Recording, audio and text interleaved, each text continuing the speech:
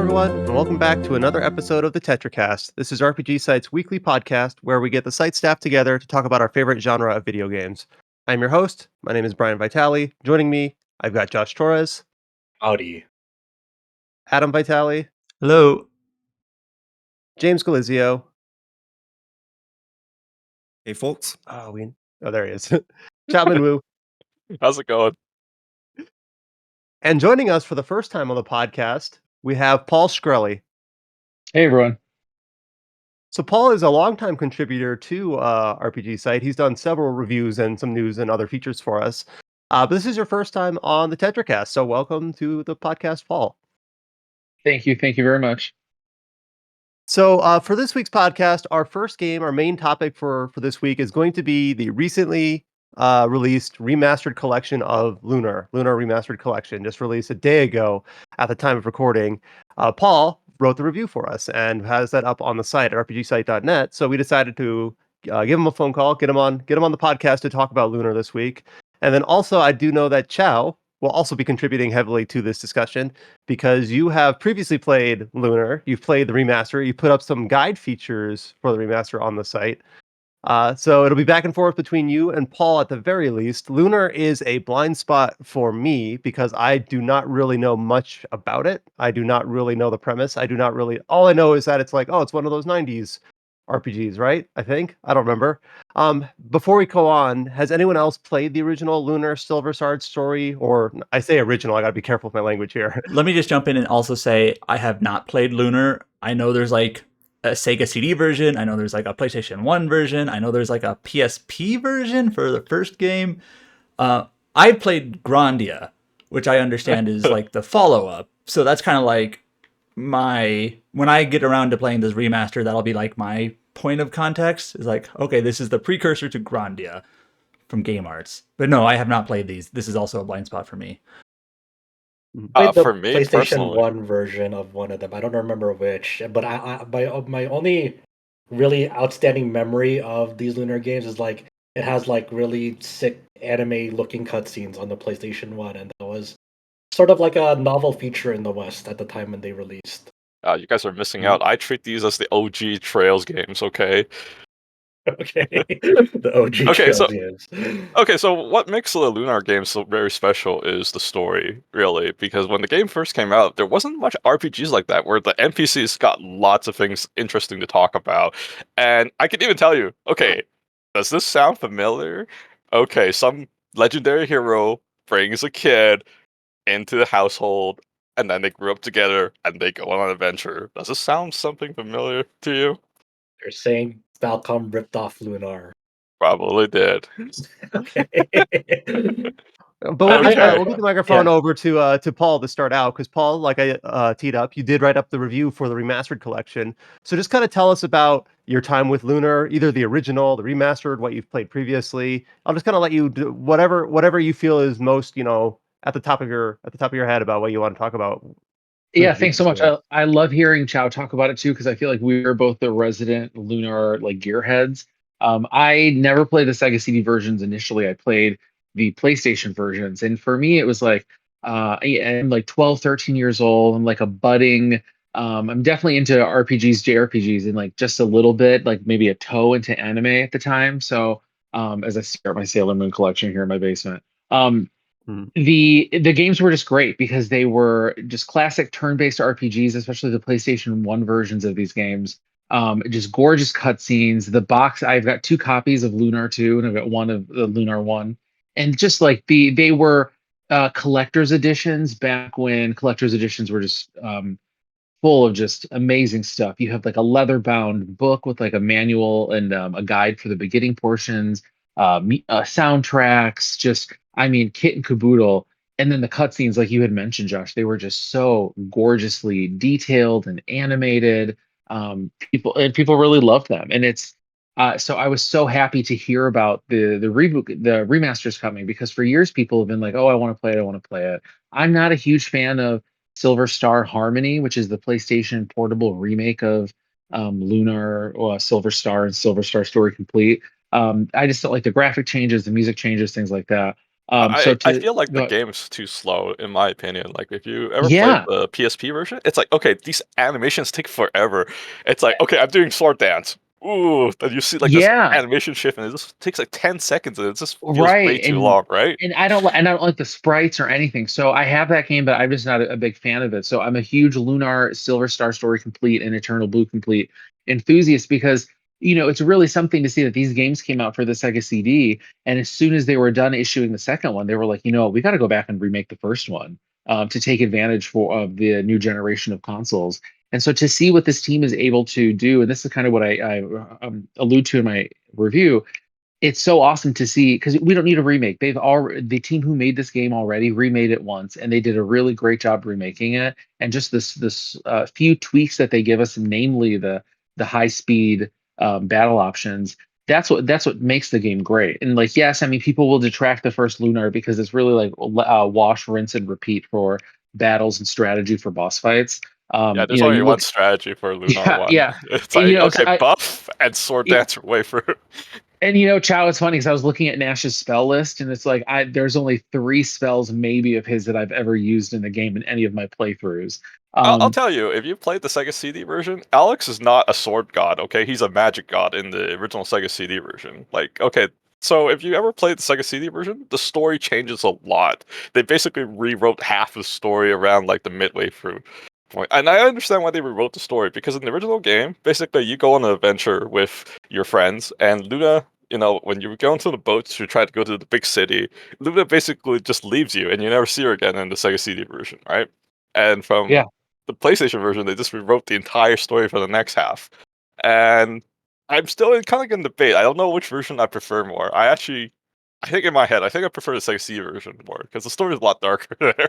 It's just I think I really do I like the Sega CD version too, but I only think that it's great to go back and play it after you've already played the remake, right? That makes the PlayStation and now the remastered versions, because then you're able to really see the differences. I guess to clarify for our audience, before we go race on, can you clarify that the Lunar Remastered Collection, what is the version that people are playing in this remastered collection? Because as we mentioned before, there's so many versions, so it could get pretty confusing if you don't lay it out for people what they're getting in this remastered collection. So you've got the initial Sega CD versions of Lunar, Silver Star, and Lunar Eternal Blue that were then remade for the PlayStation and Sega Saturn. The Sega Saturn versions only came out in Japan, I believe. So then the PlayStation versions are Lunar, Silver Star Story Complete, and then Eternal Blue Complete. Those are the remakes that were released on PlayStation. When the remaster that you're picking up now for this generation of consoles will be a remastered version of the PlayStation remakes of Lunar 1 and 2 that will feature a slightly modified version of the localization that is now infamous from Working Designs, who had included a lot of pop culture references, some euphemisms, things like that you would obviously never find.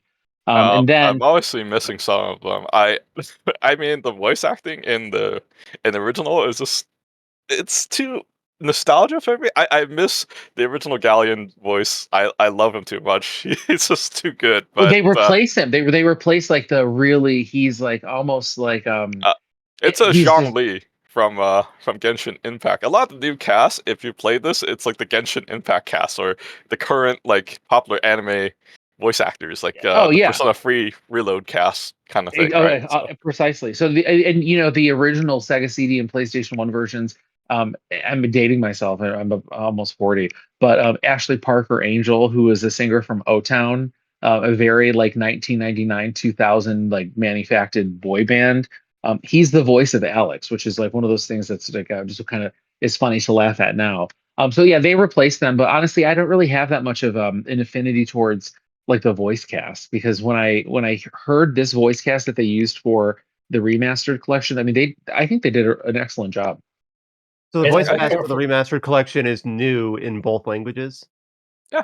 I think in the Japanese language? Actually did not know. No, not the Japanese one, just English. Oh, okay. Only. And then for people listening at home, there's there's one more. So after Lunar 1 and 2 remakes come out, there's a DS sequel of sorts called Lunar Legend. No. I'm sorry to cut you Yeah. off, but nobody God. knows that there's a spin-off sequel called Lunar Magical School in the Sega Saturn. Oh, I mean, I know that, man. I almost made a fan dub of that of the OVA in college. And so there's Lunar Magic School, which also there's a Game Gear game, and I think there's one more maybe for Magic There's a School. Sega Saturn remake. They made it A on the Sega Game Gear Saturn first. remake. I would love for those to get localized. But then aside from this Lunar sequel for the DS, there's a remake of the first game, and so my review alludes to this as well. So Lunar 1 has been remade from Silver Star Story Complete, then Silver Star Harmony, and then again this remaster is a version of the PlayStation edition of the games, which are, in my opinion, definitive. I think if you're looking for a definitive package of these games, you've got it with this remaster. Mikhail might disagree with me because the iOS version has more options when it comes to like graphics and difficulty, things like that. I just prefer playing it. I love the package. Lunar 2 has been stuck to the PlayStation 2, 1 for 25 years, so it's nice to get them off into local or modern consoles. I think the mobile version is on Android now too, actually, which is kind of, it came out. So it was on Lunar Touch, I think. Lunar Silver Story Touch, I think it's what it's called, is the iOS version. I think it's been on phones for like a decade, and then it just recently, actually, like I think last year, came out for Android too. And then they updated it with all those extra features last year for iOS when they released it for Android. And then even just this last week, they released another updated version of it, just with some like bug tweaks. And it's just funny to see that they're really pouring the love into this mobile version. I think the mobile version is being like produced by some company called Samoga, which I don't know anything about them, and I don't think they've released anything else. It might just be, I don't know, some super fan who somehow got the rights to create an iOS version of the game, like one or two people. I don't know. They did They. Yep, Oh yeah, they did They. That's right, on Steam actually. And they're remaking, or maybe they've already redone it, but because the They mobile port is not great, right? When you look at it, and I think that they took it down and they're remaking it or they've remade it. So I look forward to checking that out. Interesting. So for a lot of in the modern context before this remaster came out, a lot of people knew Lunar in the modern context like these are fucking expensive. You're trying to get a physical copy of them. They are just like ludicrously expensive if you're trying to get like an original PS1 copy. And there's and you know, because it's so prohibitively expensive to a lot of people, that it kind of is like the Castlevania Rondo of Blood situation. It's like, man, this was just like some legendary game. Like, what is the actual gameplay? What is this game about? So kind of for people who don't know Lunar at all, like what is the general like what's the gameplay of the game? Like how's the battle system? How's like the world exploration? What can people expect, if they just don't know anything about Lunar? Oh, just very classic turn-based role-playing games with there's no ATB. I mean, you have to think these games initially came out in the early '90s, so to me this is the quintessential '90s JRPG, ride or die. I guess for those reasons, that's why I'm always singing its praises. I wish someone would hire me to write a book about this series. It's that's the best way to think about it. If you're thinking I'm going to turn on my Super Nintendo and play a JRPG just with some great anime cutscenes, that would be it. I feel like Chow, I would love to hear how you characterize it. That's how I would see it too. It's like, okay, imagine playing Final Fantasy IV back in the day. It's still one of the most beloved Final Fantasy, but it's very functionally limited, right? It's like each character only has like a few abilities, and they have their class roles basically, and that's basically the entire game going through that way, right? But it's like one of the most beloved Final Fantasy. It doesn't have all the crazy features compared to some of the newer games, right? Yeah. So at least that's how I see it. And in this game, it's like, are there classes in this game, or No people class, but every character has their kind of role. Like our main character is just good at everything, and then you have like a Luna or Jessica, which is like your basically your healer, who's also good at physical attacks too, but they're not really specialized in physical attacks, but they're more of healing. And then you have Kaya, who joins you, who's a brute force like attacker, and then you have Nash, who is your magician. And he's not even bad with the bow and arrow. You know what I mean? Though that's what I love about the game. It's like there's really battles are so like the boss fights. It's really you're repeating the same moves over and over. And that's probably the biggest qualm I have with the design. but again, it's 30 years old. If you were to take a JRPG and turn it into like Saturday morning cartoon comfort food, this is Lunar, the series in a nutshell. Yeah, I was looking up. I haven't played Lunar, like I said earlier, but I was looking up the Final Fantasy IV comparison. So Final Fantasy IV originally came out in 1991. Lunar originally came out just a year later. So that, that seems like an apt comparison just in terms of like the time period when this game released. And to compare the two, if you compare the original Lunar with Final Fantasy IV, it's like, I mean, really, it's like the Sega CD. It's like just like that power is really something to see how they were able to make something. So it really makes sense when you think about working designs. Again, please, someone hearing this, hire me to write a book about it. Working designs the way they were so ahead of the game and wanting to bring this over to the States because they could really see that something special was here and they really got their hooks into it. And I'm so grateful to them because if it weren't for them, I would never have, this game would not be a part of my like personal history. Right. I'm the person who, if I go ahead. I was gonna say, I know there's lots of like negative grievance over like working designs over their localization changes and stuff, and they've been stubborn about not giving out like the original cast for Gung Ho because the guy who owns the rights to it is like very stubborn and wants to like keep it or wants a lot of money for it or something like this. It's like the Harmony Gold of like video game localizations, right? So Yeah, it's kind of painful to hear, but without them, these games would never be out there in the first place. So I can't really like hate them too much. It's like no, hating. you can't. It's Yeah. like you remember it was 25 years ago. You saw that Working Designs logo on the outside of the box at a video game store, and it's like I would stop dead in my tracks to see what the hell that box was. Magic Knight Rare. I mean, even that game, that was like a holy grail game of mine for so long. And it's just that you play that game and like you read some of the lines in the localization, and you're like, this is not the way these characters talk in the show. I think I'm working design like for kids, you know. Yeah, exactly. Except like oddly horny for kids. Yeah. There's a very infamous scene. Like, there's lots of like infamous lines in these Lunar games. Like, my favorite one that's been cut out in the remaster is "Send in the clowns." There's a point where one of the characters betray you, and he's like, and he laughs like super hard. And he says, "Send in the clowns," and it's gone. I am so sad about It's like, that line.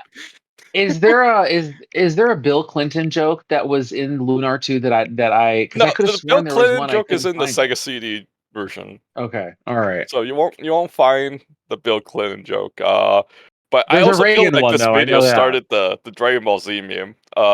Or the Dragon Ball Bridge meme. The one where it says like the villain's name's like yes, and your character's saying no. It's like it felt like watching.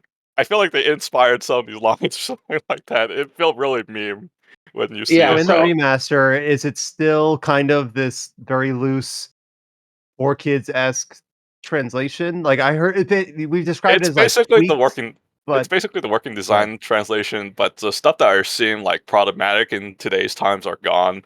Like there's like a bartender basically when you talk to him, he's like, it's like I love the what is it the bill like this town's mayor here because that guy lets me be a drunk and a sexist, like stuff like that are gone, and then there will be like Ruby saying the R word, like there's like stuff like that. Like anything that's problematic, stuff like that is gone. So but that's that basically line it, from right? the bartender's line is in the iOS version. And so that's why, because initially I thought it was clean because I didn't see it in the remaster, and I was like, "Oh, they must have been cleaned up." And then as I peeled back, I obviously found it. He basically changed the line to like something like, oh, he's looking for a good bartender or a good singer, and that's kind of like a new version. But in the iOS version, or So as Paul says, that he's looking for. I remember thinking that the localization I thought was funny. I'm 12 years old, obviously. Playing it again, playing that localization from the PlayStation version as an adult, like more recently, I found it to be kind of offensive, right? With some of the reasons that Child mentioned. It's like as much as I want to hate on the localization from Working Designs, it's like, hey, I owe them that. I owe them some sort of like honor because they're the reason that I played so many of those games. And the cleanup that they've done now on this remaster, I feel like strikes a balance where it still has that youthful irreverence from the Working Designs localization without veering off into being offensive. And so there are some lines where I remember reading them being like, this is kind of childish, but that's they're trying to preserve the games as is. I think you can see that with the details to the graphical style, rather than just remake it for a fourth time. So for that, I give them a little bit of respect. And I It's want to. always interesting, like how like when you think about it, like '90s era, early aughts, like localization and how it was like perceived upon, right? Like a lot of people these days, well, a good chunk of people, at least in the major, when talking about localization these days, they want to be super faithful and they want to be as close to the Japanese script as possible. But then they have like a reverence for like watching the Pokemon cartoon back in the day. It's like that was definitely not like a faithful localization. But people Ash look has our back jelly fondly on filled it. donut. Yeah. So yeah. And so like and I look at the working designs as a very in that same lens of like 4 kids, like, as I mentioned earlier, where like it was a time and place and era type of thing where the the spirit of their localizations, while it may not have been like the most accurate to the original Japanese script, it was like, as we've mentioned here, like very Saturday cartoon, um like coded, in the sense that like it's like when you're playing a working designs game, it is definitely like that slapstick comedy that but around our age group worked for us because it was like we were playing a Saturday morning cartoon. They should bring working designs back. I think what we should do, Josh, Chow, and I, we should start working designs back up. And the whole emphasis of There the you go. company would be, we want to bring us your games from overseas, and we will give it the most 1999 Saturday morning cartoon translation possible, including with Look, Spice Girls and Bill Clinton references. You got it. look, you guys announced the Samurai Pizza Cat game recently. It's like, has anyone actually watched that anime back in the day as kids? I've seen a little bit of it, but I wasn't like a huge Samurai Cats person, but I'm But familiar with that's it.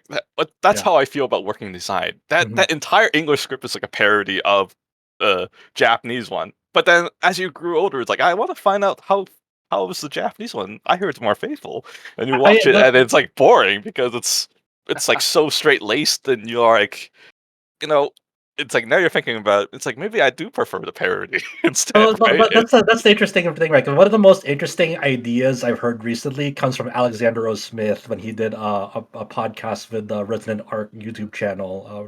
Lovely people there, and really talking about the recently the like the localization of games and like the philosophy. And they've had to got to interview Alexander O. Smith about it, which is one of the most revered, highly respected people in that space. And one of the most interesting ideas that he pitched forth, that's like it's not feasible, like the game industry would never do this, but like have multiple releases of a game in English, like how the Bible has it, where like there's different translations and interpretations of the Bible. So you have like the most like most straight, faithful, maybe dry laced translation local of a game, and release that as its own separate thing, and maybe have like the working designs esque version of a game and release that as its own separate thing. So people have like multiple versions of a game localization that they can choose from. And like I'm like, that's a really interesting and cool idea that would never happen and would not make sense for 98% of people. But I really like that idea because I really would love to see how that would shake. I'm turning on the machine. We kind of get something similar to that where I know that Sega, when it comes to like a Dragon games, sometimes like they'll have changes based off of whether you're playing in the dub or the sub, and they'll Yeah, they have the started that. They translation. Yeah, have the this Yakuza Like a actually. Dragon. Yes, yes, they did. And cutscenes in anime cutscenes. They have this. Basically, if you watch the cutscenes in Japanese, they'll have the translation as the way it's dubbed in Japanese. But you switch to the English one, you basically get like the working design treatment. And you get this like right away for like the intro, because in the intro, basically Alex just kind of rants on about he wants to go on this adventure, and the dialogue would just end right there in the Japanese version, right? But in order to fill like the mouth movement in the working design, Null basically comes in and it's like, oh shoot, I forgot that we should go to Luna's rehearsal, and then it becomes a little longer, right?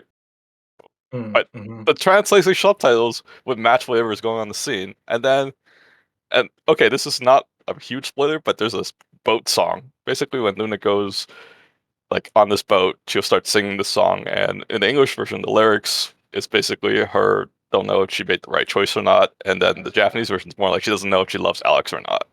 It's just, Interesting. and then the subtitles would match whatever she's singing, right? So Yeah. Chow, which game do you like better?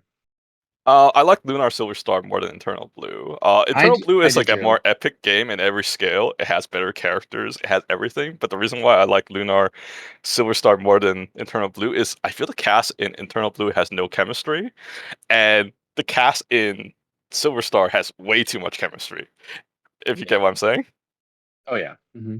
Too much. It's chemistry. like I like it better too. I think there's just like the new, even though I think that I like the gameplay of the second game better, right? Because there's the the first one that's I feel like that same way about gosh, I just reviewed it last month. Suikoden? And where I feel like everyone likes I feel like everyone likes the second game better, but it's like, the first one I played that one first, and that's even though I think the second game technically is better, I think the first one has my heart a little more.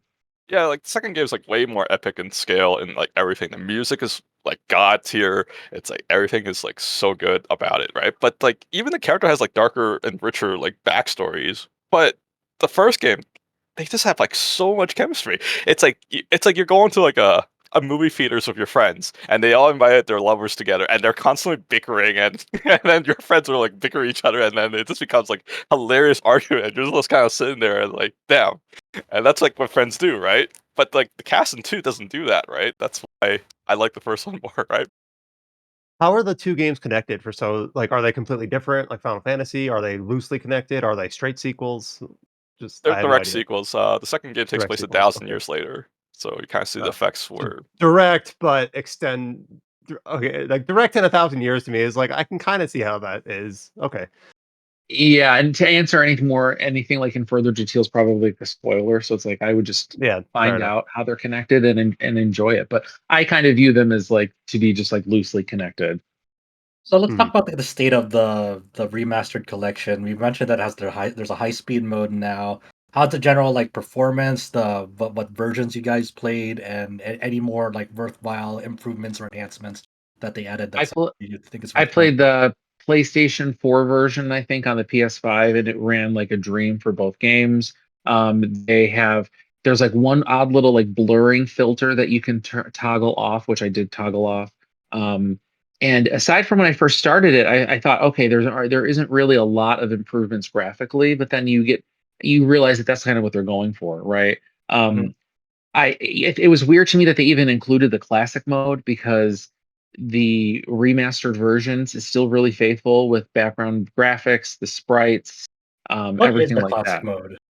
It's basically just using it like where it's like in the windowed mode where you're like using a quarter of your television screen. it's like a 4x3 screen. It's like I think the thing that kind of bugs me is the CRT filter. You have to turn classic mode to turn that on, and then a lot of people don't know how to use CRT filters because the best thing to use it is to scale your resolution to 720 and don't set to 4K because that's when you get the perfect scaling. Because I see people complain on Reddit.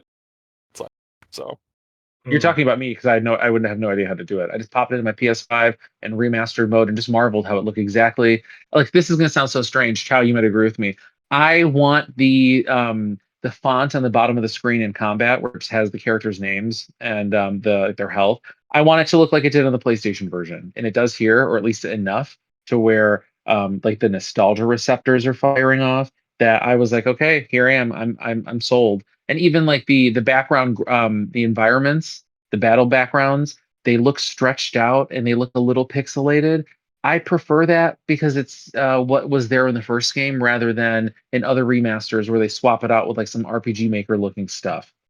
So to me, this was a very successful remaster. They could improve it by adding some of the options that are in the mobile versions onto the console versions, and that would be the way to make this the definitive package. What are I'm those still viewing. options? Honestly, it's like you have you could toggle between Saturn and PlayStation difficulty. Okay. You can do up to 3 times speed in the towns and dungeons as well. Oh, so there's And not then only there's battles like the high speed or the right, and turbo. I write in my review that really the environments, the towns and dungeons are all small enough to where it's like you don't really need the 3 times speed. Where it's like otherwise you're like zipping so fast that you're like running into walls. but some people might want it. So if you wanted to make these small tweaks, and there's a few other additional like filter options, things like that. I don't know if there's a music option, but like you could add those if you wanted to. I just don't think that gung ho is really, here's my pun, gung ho on doing that, because A, it's developed by somebody else, right? That Adam had alluded to, and also you see that like some of the Grandia one hack job port that has like those Vaseline smear filter on the graphics. They haven't patched that in any of the in those versions that have come out. So I think we've got what we're getting, and I think that it's good enough for me. I'm happy to be able to play this sitting on my couch, staring at my TV like I did 25 years ago. Does it have like that Vaseline-ish smear on this, like the Grandia No. PC version? Okay. No, it's not here, and that's why I was. That's why I gave it my review. Oh my gosh, I would have like lambasted the thing, because it really does look just like it did. It was just like with the marginal tweaks. It's not like a pixel remaster. They're not going by and like updating it like Square Enix did, but it looks good. I think it looks really good for what it's supposed to be.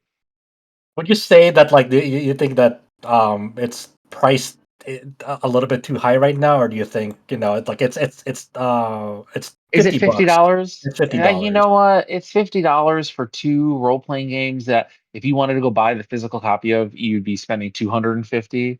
To get this big box. So I think that for me, it's hard to put a value on it. For me, yes, Right. I spent 50 hours playing both of these games, right? So it's Okay. like, so to me, that's if do you value entertainment at $1 an hour? I value entertainment at higher than that, right? So I think it's worth it to get it physically. It's like $54.99. I mean, You can't even I'm get a it physically. Gunho didn't open pre-orders, and then they realized it's like there's just too much demand for this game apparently because well, there were Switch copies available last night. I saw. So I don't know if that maybe people are going for the play, and they said that they're going to issue some more. If you, I'm probably going to get one because I want it to sit next to my two copies of Lunar too. I think it's worth it. I think it's I don't know if it was like $70, I'd probably start like thinking about it. But for $50, I mean, I do wait till think the the Switch price 2 is a comes bit out. steep, but I'm willing to support it just because I love this series, right? So that's my opinion with it. Yeah, and I it's think also I saw it's one your of those receipt. it's one of those remasters that you thought would never come. Like it's this announcement was like out of nowhere at that PlayStation State of Play or whatever it was. So it's Yep. definitely one of those ones. It's like, whoa, that they actually did it. Especially showing up there, like of all Yeah. places. That was surprising. And that's the Yes, same they were. price as Suikoden 1 and 2, so it's like it's not Mhm. like it's out of Yeah. Right. yeah, it's not like it's completely out of line with a contemporary in that Yeah. sense. That's two PlayStation 1 RPG dual packs priced at the same price. Remasters, so Yeah. okay.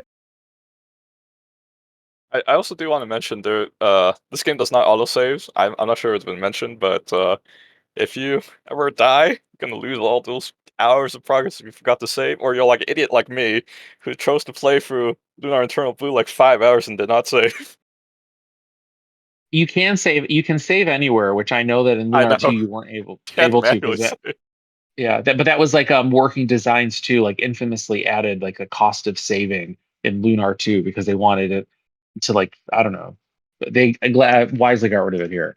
Okay, I actually read a handful of reviews for this game. I don't remember if this was from Paul's review or a different one, but I read that they actually did add or adjust item management compared to the They originals. did. So what They they did. did Yeah. is Something okay, that you play Suikoden did Dragon not Quest, do. right? Yeah, it was per person, right? As I Yeah, understand everyone it. has like 6 slots inventory. The main character has was it Ocarina in the original PlayStation version because you had to play it near the end in order to see the ending. If you don't play it, you just straight up die, and that's like a working design change. I think they like to add things thinking that they're like George Lucas with like the original Star Wars. They keep modifying, thinking that they'll make the story better or something like that, right? But yeah, but that's like one of the complaints that what people have with the PlayStation version is that Alex would lose one inventory slot because of the Ocarina because you can't beat the game without it. So Well, it'd be like you'd be in combat, and it's like you'd be able to use the items that are in your slots, but nothing. But Null, your little dragon buddy, would hold all your excess, but you'd have to like get it from him outside of combat in order to use it. So, and now when you're in battle, you're able just to use like the everyone's using from the same bag, um, and it just makes it so much easier because you're not sitting like, oh no, I have to restart this boss battle because I forgot to remove everything and keep all my slots stocked up with silver lights or something like that to restore magic. I was actually talking to someone at the Switch event. Sorry, I was talking to someone at the Switch event that I went to earlier this month who was playing the Lunar Remastered for review. They're like, if Gung Ho can adjust the item management in a Lunar Remaster, Konami should have done it for Suikoden, but they didn't. Yeah, they just didn't want to. Yeah, that was definitely like I love Suikoden, but that was definitely the biggest missed opportunity there. And like it's just kind of amusing in a way that like another remaster, like not even a month later or a month later roughly, is like, oh, we did it. Did that update ever come out? They said they were going to update to make some of the management not overhaul it, but at least like if you're pulling it from storage, see if it was better than what you had equipped or something. I don't think that actually came out. I don't know if they just detailed it or I don't know. Yeah. For Suikoden, you mean? I'm not sure. Yeah. Yep. So what about the I know you kind of talked about how the second game you didn't like the cast as much, but like does the second game introduce like any new gameplay mechanics that the first game doesn't have, or is it just kind of the two games play similarly? What's funny is the second game initially added like the auto battle function in the original Sega CD version, so that when they remade both games, they added the auto battle function from Lunar 2 until Lunar 1.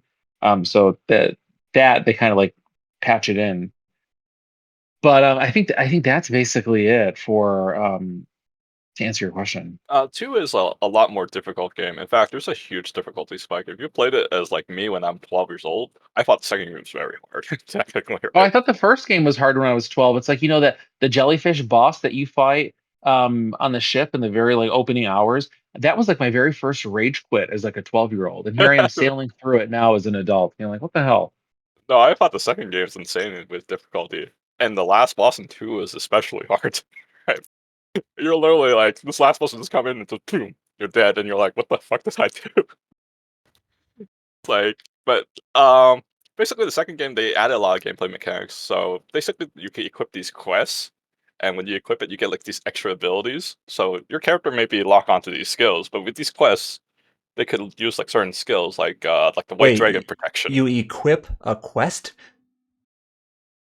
quest. That's what they call. How do you spell it? I guess. Crest? Crest. Crest? Okay. Oh yeah, sorry, you're Quest and not Crest. Okay, sorry, Yeah, Joe. and then you could use like skills assigned with what those crests are using, right? So that's like the biggest change in the second game, right? But there's lots of mechanics changes that seems kind of minor, but it kind of affect the battles overall. Like one of the bosses, it's like they use this ability, it changes the environment, and then it constantly gives them a buff, and then you could try to use certain abilities to dispel these things. So there's certain things that changes like the battles a little bit, but it seems very minor, and you won't notice unless you like play it very in depth, right? Oh, at least that's what I would say about the second game. I know this might seem obvious, but I assume the recommendation is just to play both games in order. Oh I yes. would. Yeah, Put both and games in like order. again, talking about Suikoden, there are some people that are saying, Suikoden 2 is so much better than 1. 1's kind of like a proto game. You might as well just play 2.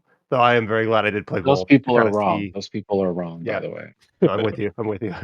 Like Because if it's you also play like the second one, you can't go back and play the first one because you're going to be like, this isn't as exciting. So why don't you play the first one? and It's like then there's also 17 like direct hours. connections.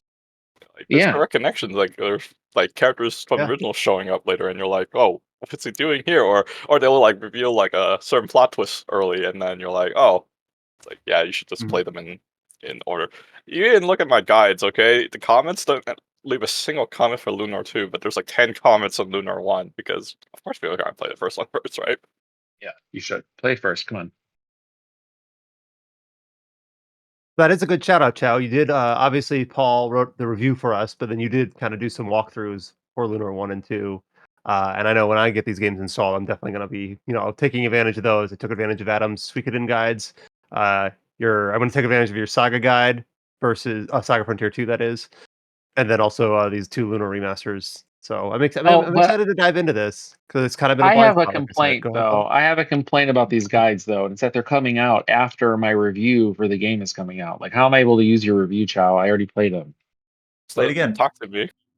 Yeah, Then yeah. again. I'm like looking at this guide yesterday. I'm like, damn, I wish I had this when I was playing it. Instead, I had to go get my my Lunar 1 guide that's like 27 years old, and I'm I'll beat up thumbing and through stuff. it, and the pages are falling out. So it's like, Okay, so I was kind of stupid. I was keep thinking like it's like the PlayStation version. So I keep thinking, like, did I miss out the pro mod? Okay, time to start a new game again. It's like it's still not popping up. Fuck that up again. And then it's like, oh wait, they're using the Japanese version. I am so stupid. I lost like 8 hours of progress. Oh, like these collectibles are in different spots because they're Yeah, based on like the Rick and original Design made Japanese it version. way in the Okay. pain in the ass to get them. You literally like had to talk to like this one person like 4 times right at the beginning of the game, and then you forgot to talk to them. Oh, too bad, you missed out the picture. Well, the Japanese oh, version is like they're I just didn't sold in even the shop. bother. I was like, nope. If I want to see these pictures, I will um, look them up on the old guide, because I couldn't find a few of them, and I was looking at the old guide to do it, and so I finally just abandoned it for my playthrough. It's a really pain in the ass. That's why I included both instructions because I kind of wrote it based on the PlayStation version initially, and then it's like, oh, then later on I figure out the problem, and then I added like the remaster collection. That's why there's those mistakes with like one guy's like, oh, you did the PlayStation version. It's like I know, buddy. It's like You hear that, audience? That's some true service from Chow. You guys owe him a debt of gratitude. at least that's how it goes. So did you guys have any other like final points of discussion regarding these remasters that we haven't quite touched on? We touched on the release, we touched on the different versions, story, of course. Gameplay sounds like first game very straightforward, but in a very I did classic, want to mention some of the nostalgic way. cutscenes. Doesn't really look We did that talk about good. those at the very beginning. Go ahead. No, but I did want to mention some of the cutscenes don't look that good in this remaster. Like, one of my biggest gripes would be like the Lunar 2 opening. Like, it's like, okay, I know they probably just AI upscale everything, right? But one of the scene is like completely pitch black. You can't see what's in the screen. And like, then I went back, is this just my monitor? Because I just bought an OLED recently. It's like, why is this part pitch black? And then I go back and watch like the PlayStation version. Like, oh yeah, you could see his face. It's like you can't see the face in that version.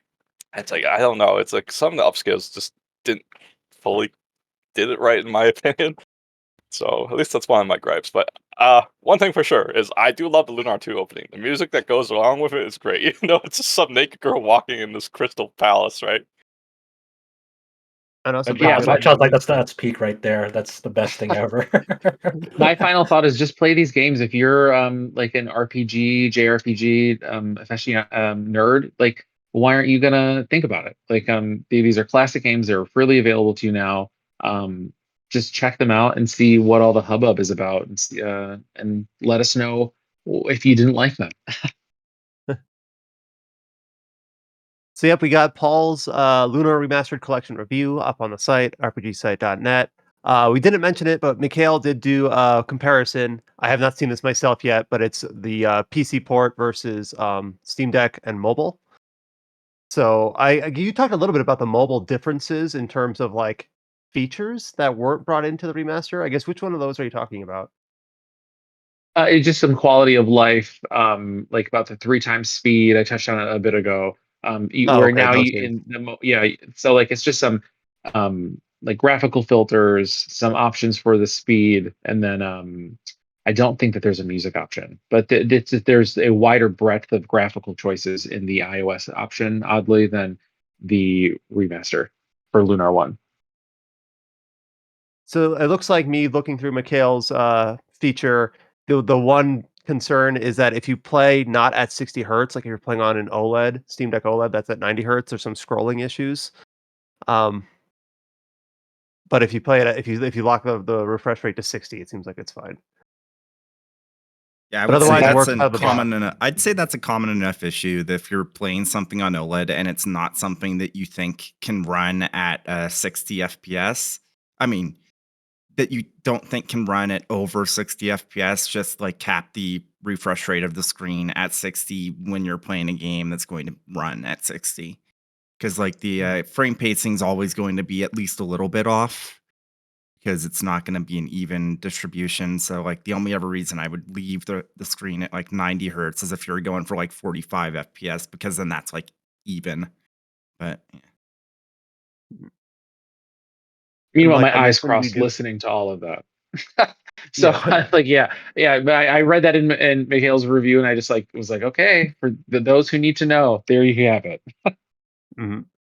And then, like I mentioned, Chow does have a few guides for the walkthroughs, as well as a few other different guides for the 2 games. And then we also have the launch trailer from Gung Ho. If you're still on the fence and you wanna see another pretty trailer, there you go. Honestly, call my cell phone if you're wondering why you should still Yeah, play this game, and I will tell you. just ring Paul up, you know his number, and just let him convince you about, why you should be playing these games. But no, thank you so much for coming on the podcast, Paul. It's been really excellent to hear you talk about these games, your history with them, what they mean to you, your back and forth with Chow about your thoughts on these 2 games. Sounds like you're both kind of very well aligned in a lot of places about why these games are and continue to be special titles. Yeah, well, thank you so much for having me. It's a pleasure to chat with everyone and hear everyone's voice after like writing with everyone for so long. And I look forward to coming back again soon. Thanks again. No, thank you, Paul. Thank you, Nice Paul. talking to you. So Paul's gonna Likewise. head out. Yeah, he's got kids that are gonna wonder where he is if we keep him abducted for much longer than this. I hear them fighting upstairs, so if you keep me here for much longer, they're going to end up being guest stars. So, and I don't think you guys can There you afford go. their union rates. Oh Oh, no. damn. All right, thanks so much, guys. Thank you. No, see you, Paul. So thank you again, Chow, for bouncing off with Paul about the Lunar Remastered Collection titles. Before we go on to news, we have one other game we're going to talk about here. This is a game we talked about just a few weeks ago when we got its release window first confirmed. This is the Gundam G Generation Eternal mobile game. I don't remember the details. Josh, you'll have to tee me up on specifically what this is in terms of G Generation, where Yeah, it falls and everything. yeah. So this is the newest entry in the G Generation series, SD Gundam G Generation Eternal. It's the first mobile entry in the series. There's been handheld titles in it, obviously, like PSP. I think there was one for DS. I don't remember. It's definitely for PSP for sure. Long running series, been going on for quite some time now. This is an interesting one because the most two recent ones were G Generation Genesis and G Generation Crossrays. Both got English releases, but I believe only Crossrays got an official release in the West, while Genesis was one of those that got an English uh, release version, but it wasn't released in the West. It was like it meant for Southeast Asia, uh, but you can go digitally import it or physically import it wherever you could through other channels on that. And this series it's a strategy RPG series. It's not too like it's pretty different from Super Robot Wars, which a lot of people are familiar with. But both shared that they're both strategy RPGs. Both have grids, but and moving uh, against enemies on like an overworld battle arena and having like fancy animations when you select an attack and then it plays out an animation on the screen. But unlike Super Robot Wars, the G Generation series is primarily only Gundam focused. There's no other uh, giant robot series that makes an appearance there. There's no Macross, no Gal Gaigar, no Evangelion in it. It's a strictly Gundam, and so to fill out the roster, their rosters, a lot of the roster is grunt units. You see these like the Zaku's, the gyms, um, and other many other grunt suits, the Tauruses from Gundam Wing, etc. And they are very development tree focused. Like I mentioned, like I believe just the last podcast or maybe last time I mentioned G Generation is like it's very leveling up grunt units and evolving them to more powerful units, much like Pokemon, where you start out with like a starter Pokemon and you level them up to like a certain level threshold, like level 30, and then you have the option to evolve them if you want. And that's G Generation the same way, where like you level a Zaku up to let's say level 15, and then you can evolve that to Stars Red Zaku, so it'll have enhanced stats and more attacks, more capabilities, more options in battle. and so forth. And then you can go evolve that red Zaku eventually to like maybe Char's Gelgu, um, and so forth. And you keep evolving that until you make some cool unit like Char, like the Char's Sazabi or um, the Zeong from the original Gundam. Did I hear you right? Did you call this Gundam Pokemon? Yeah, it's kind of like Gundam Pokemon. Yes. Okay. Yeah. All right. Yeah. So it's always weird when it comes to like G generation and the cadence that they release, where Gundam is primarily devised of like the Universal Century, which is the original Gundam, Zeta, Double Zeta, Crossbone, uh, F91, like the classic timeline, and then there's the AU, the alternate universes of Gundam, and that'll have G Gundam, Gundam 00, Gundam Seed, basically anything not UC. They all have their own different timelines that they work under. Where like Gundam Seed is like the cosmic era, Gundam Wing is like its own separate timeline, and G Gundam is its own separate timeline, but they're all in that banner of it's non-UC, therefore it's considered AU, which is alternate universe. Um, so that's kind of the main distinguishers of Gundam. So how G Generation handles this is usually they'll have a version that's only UC era, like Genesis, that has this classic timeline, and then you have like Crossrays, which has this alternate universe timeline where have a different Gundam series that are not UC compiled into one game, and then eventually, after they released like one entry for UC and one entry for AU, they'll combine them in like this big ass like mishmash G generation title where it has like a shitload of units from the UC timelines and a shitload of units from the AU series, all jam packed together in like one mega game. So that's what people were waiting for, right? They're like, okay, they released the Genesis, which had the UC series, and they have Crossrays, that has the AU series, and everyone's waiting for like the big, fancy console PC entry that'll combine these two together and have like it be a fucking awesome 10,000-hour game. Because these games are quite long if you're trying to like fully complete them. They have a shitload of in them. So as everyone's waiting for the next G generation entry, they announced, hey, we're working on G Generation Eternal. It's a mobile game coming to iOS and Android now available, free to play title, and it is that like coveted UC and AU series mishmash where they're gonna have a bunch of these series there first, and then they're gonna continually update it over time with even more series that they've disclosed and like in promo material, which is like a shitload of like it even has it'll even eventually contain like game only franchises like Gundam Extreme Versus, for example. Like those units from that series will eventually come to G Generation Eternal because they're part of the series lineup in those trailers. It's like, fuck, man, this is like the mega G Generation game that everyone wants, but it's a mobile title. So it's one of those things that like, okay, I'm willing to give it a shot because I can handle it. I can do this. Let's see how it is.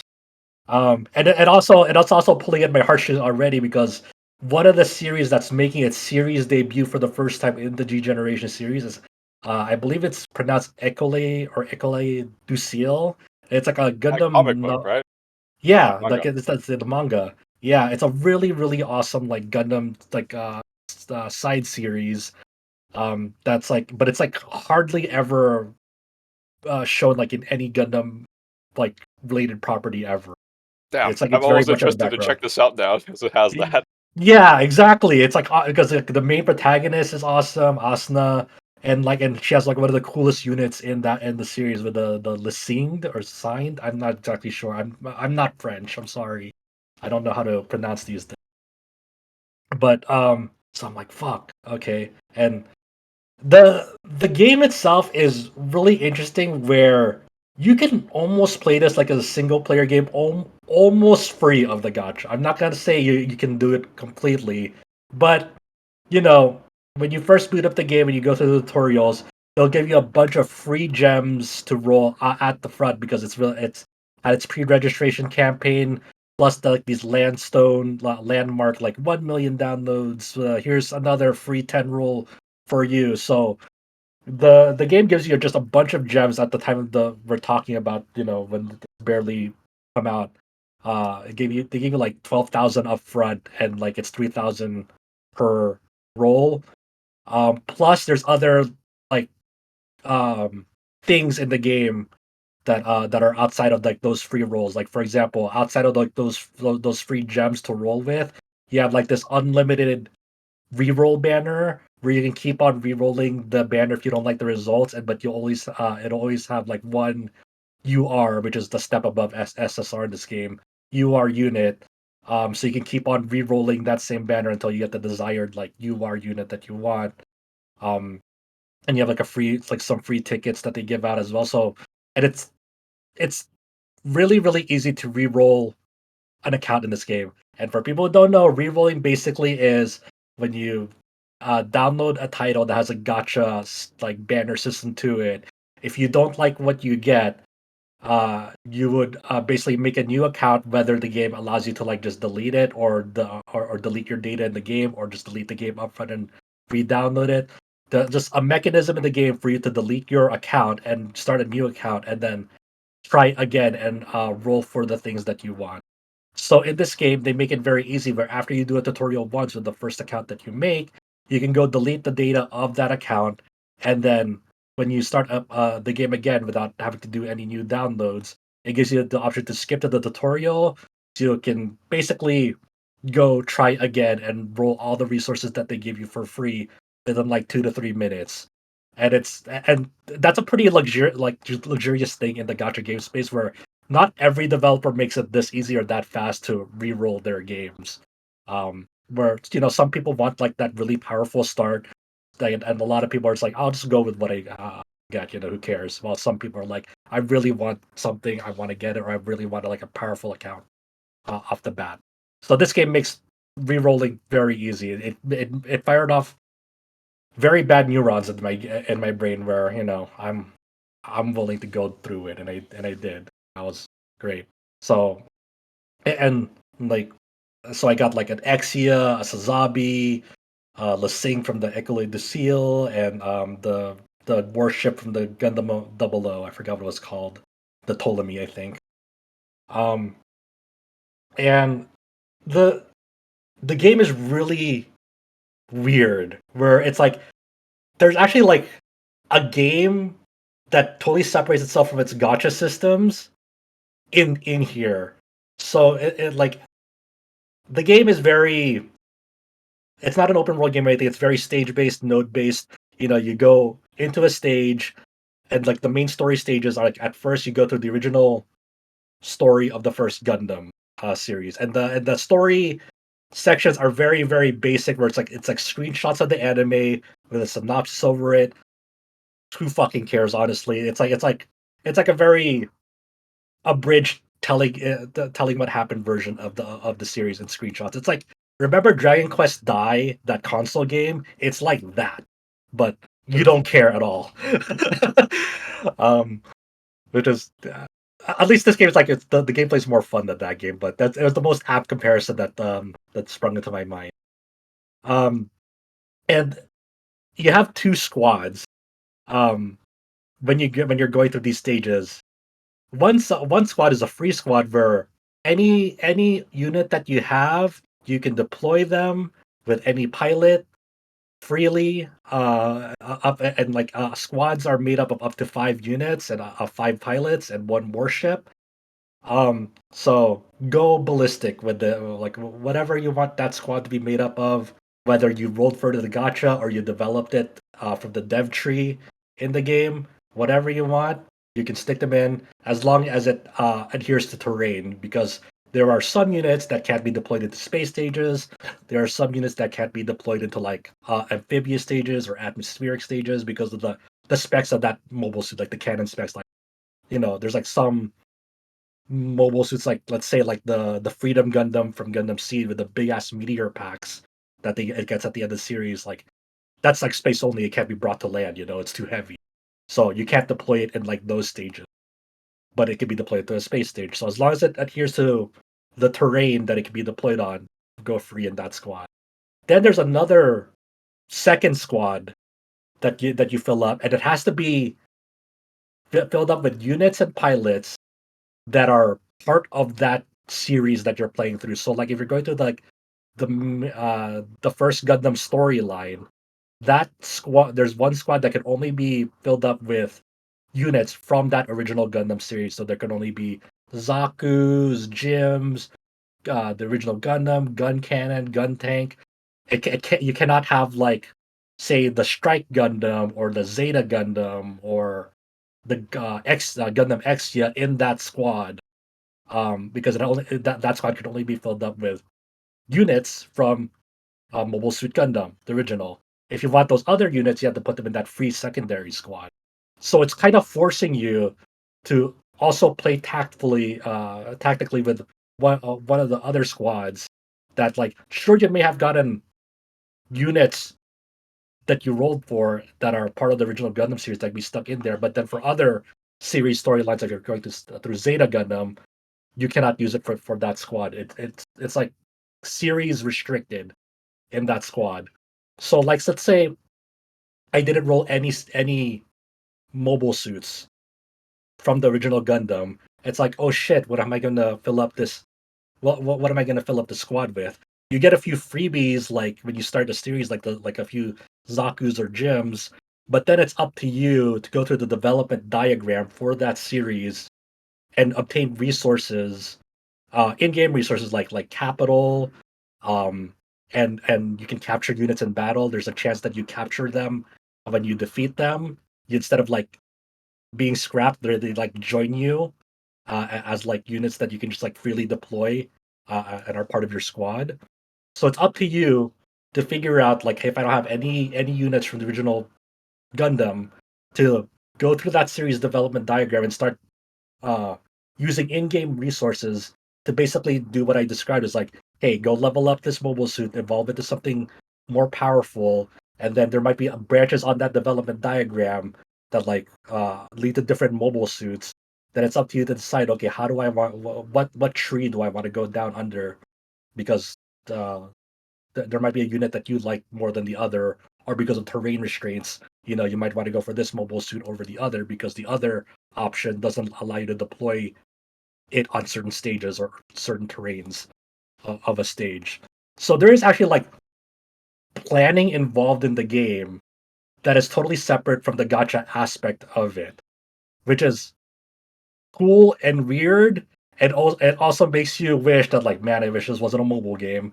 It's also like separated to the point that like, let's say I developed a Freedom Gundam through the dev tree in the game. I can also roll a Freedom Gundam, like a UR Freedom Gundam, and there is like an aspect in this game where like if you obtain a duplicate of a unit, you can go use that duplicate to feed it into a unit, and it'll get like a 20% stat increase, and then the second dupe might be a 30% stat increase.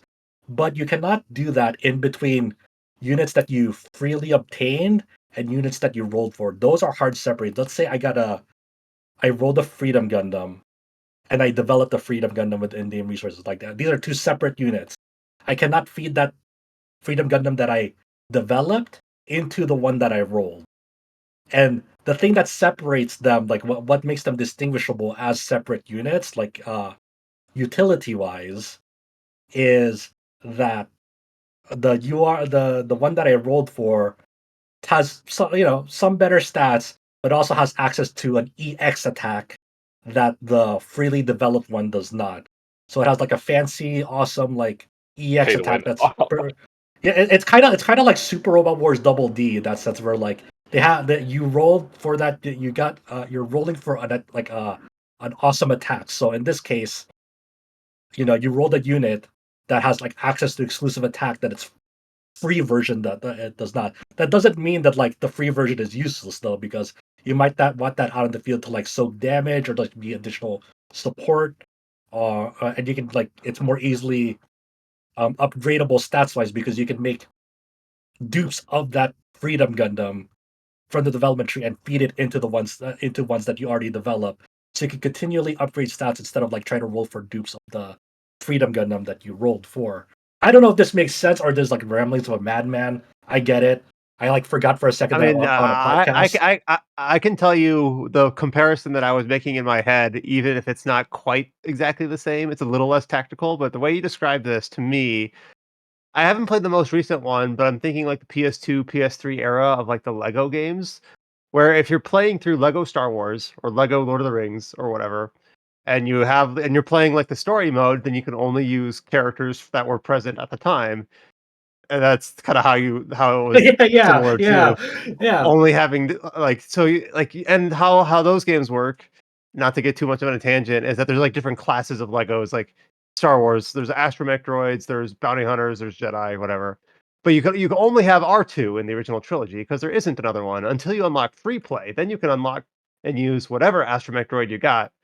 And that's kind of like, oh, you can only use gun tank or gun cannon in the original Mhm. Gundam show, Yeah. except unless you can fit it in this other in your like custom warship, then you can use it. So if you're wondering if you sound like a madman, here I'm kind of like drawing like tethers, so like it's kind of like I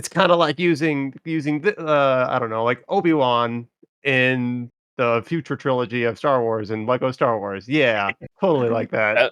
And the way you describe about a free unit and the and deploying dupes to get very special attacks, I'm just thinking like Fate Grand Order, Noble Phantasma getting upgraded. Kinda, yeah, kinda. Yeah. So but like, it is totally possible for you to just roll the units that you get and not use any of them and just use the ones that like you obtain either through like in-game stages and just develop the shit out of them through development trees, because you can make dupes as much as you want as long as you have the resources for it, whether it's like, the capital, like the materials, the metals that you get in stages. Like you can freely like just make squads of units that you only um that you did not roll for at all in this game. It is entirely possible, and it is entirely possible to be successful with that. It just involves a lot of grinding, of course, but it is totally possible for you to play this game totally separate from the gacha aspect if you're willing to make that like commitment to it. Which is, I think, is really fascinating. And also at the same time, it's like I kind of wish it just wasn't a mobile gacha game at the first place. But I think that giving you those tools and those avenues to like do that is interesting. Uh, because like getting the pilots to fill those out is like you kind of just get buy pilots with in-game resources, like in-game gold, not none of the gacha currency. Like there's like a pilot store in the game, and that gradually fills up as you do more main story stages.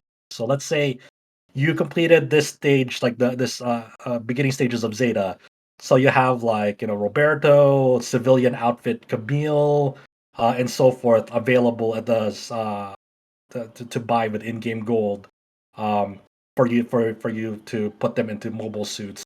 And then later on, as you're going through Zeta, you'll get Quatre, you'll get Fa, you'll get Cats, you'll get Spacesuit Camille in there as well, and you can just buy them in in-game gold and put them on mobile suits. Of course, there are pilots that can be obtained for the gacha with their mobile suits, like say like Gundam Exia. If you get a UR Gundam Exia, then you get Setsuna along with them, and obviously they work well together. But you can put that Exia in other mobile suits as well if you want to. And obviously they have access to like maybe one or two more skills that makes them more valuable, but that they're not. But it's not necessarily like vital for them to be on your team to achieve any sort of like success at all. It's like, hey, they're good at certain stuff, but that doesn't mean it's like a make it or break it type of deal.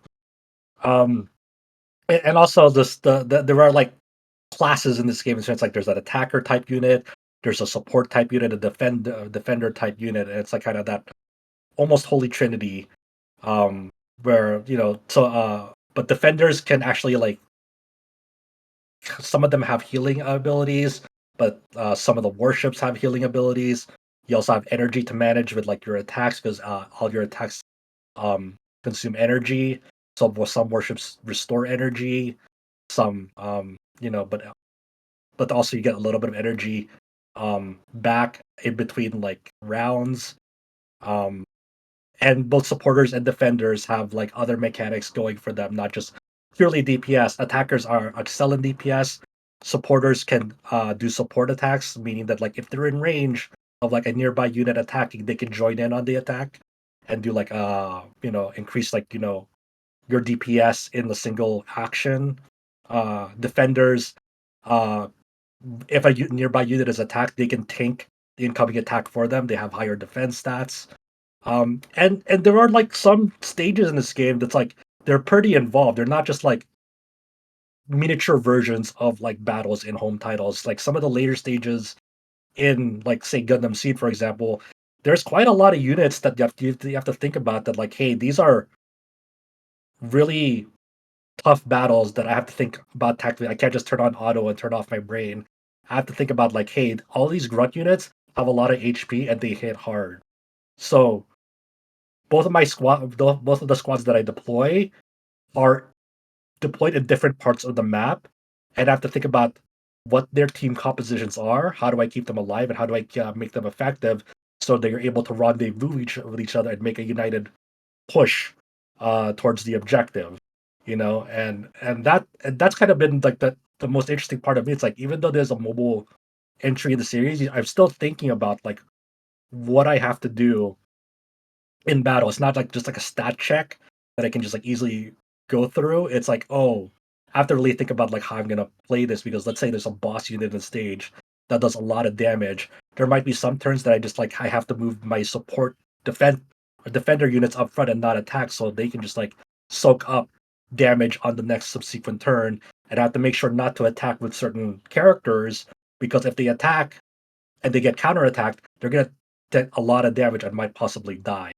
So I have to actually like play somewhat defensively at times, where it's not just like mindless, turn on auto, steamroll everything. It's like no, you have to like slow it down and think about like how you're maneuvering in battle, so you're able to be successful. So it's entirely possible for you to beat much higher difficulty stages that have like let's say a power rating recommendation of like 100,000, and like your power rating on your squads is like overall like 75,000. It's entirely possible to beat that stage, but just have to think about like what you're doing every turn to pull that off.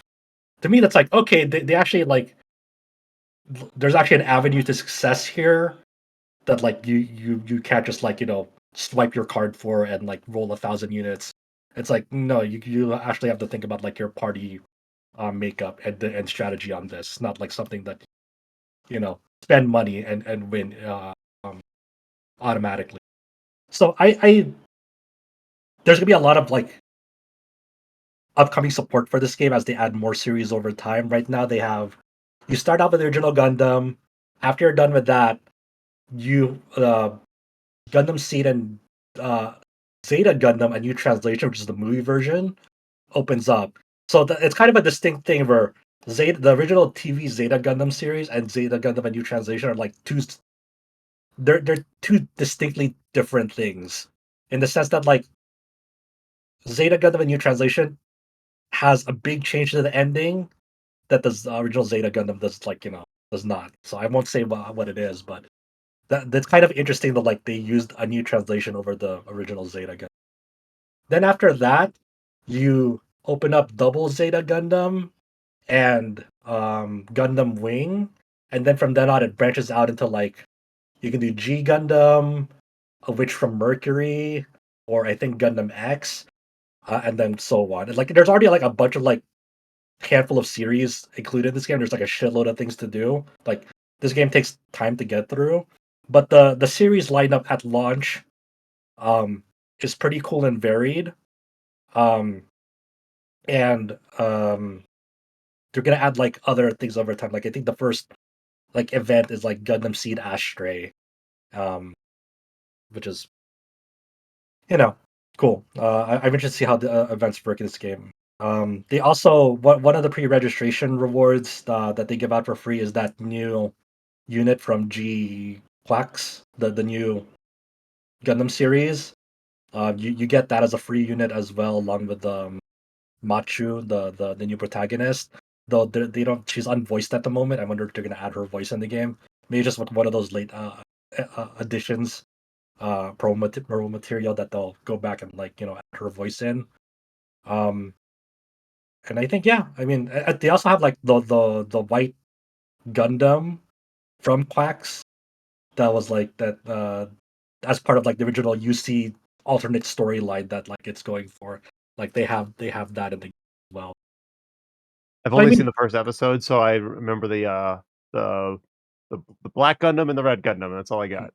And yeah, it's been too and it's been too long since I've seen the original because it's supposed to be like an alternative ending to the original or whatever, yeah, it's or like an an alternate alteration of the like yeah, UC. yeah. So The like second episode I has don't like a have little bit of that. yeah. Apparently, I need to catch up. Yeah, you're fine. I mean, Mhm. it'll make more sense when you see the second episode. It's like, okay, this is what they're going for. It's not Now too I'm gonna crazy. remind myself of s- it was Super Robot Wars that was going to do Witch from Mercury, but just the first season. This Yes. is saying it'll future support Witch from Mercury, specifically how, not detailed yet. So yeah, the in Okay, good. this one, Witch from Mercury is already in the game, but I think it's probably Oh, season it is. one content. Gotcha. In G Generation Eternal, and I imagine later on they'll get to like the later storyline. But I'm not exactly sure, like because I have yet to get there. I still have to get through. I barely finished Seed and Zeta Gundam. I have to get through Double Zeta and Wing, and then after I beat those, I have the branching path of whether I want to do G Gundam or Richard Mercury or Gundam X. So I think it's only season one in this game, but I'm not 100% sure. I have to imagine it's only season one, but I don't know how far they get into the storyline in G Generation Eternal. But you do have like the aerial Gundam with Soletta in the game as like Mhm. one of the UR units that you can aim for. And I haven't seen other units from the game yet, but you know, it's one of those.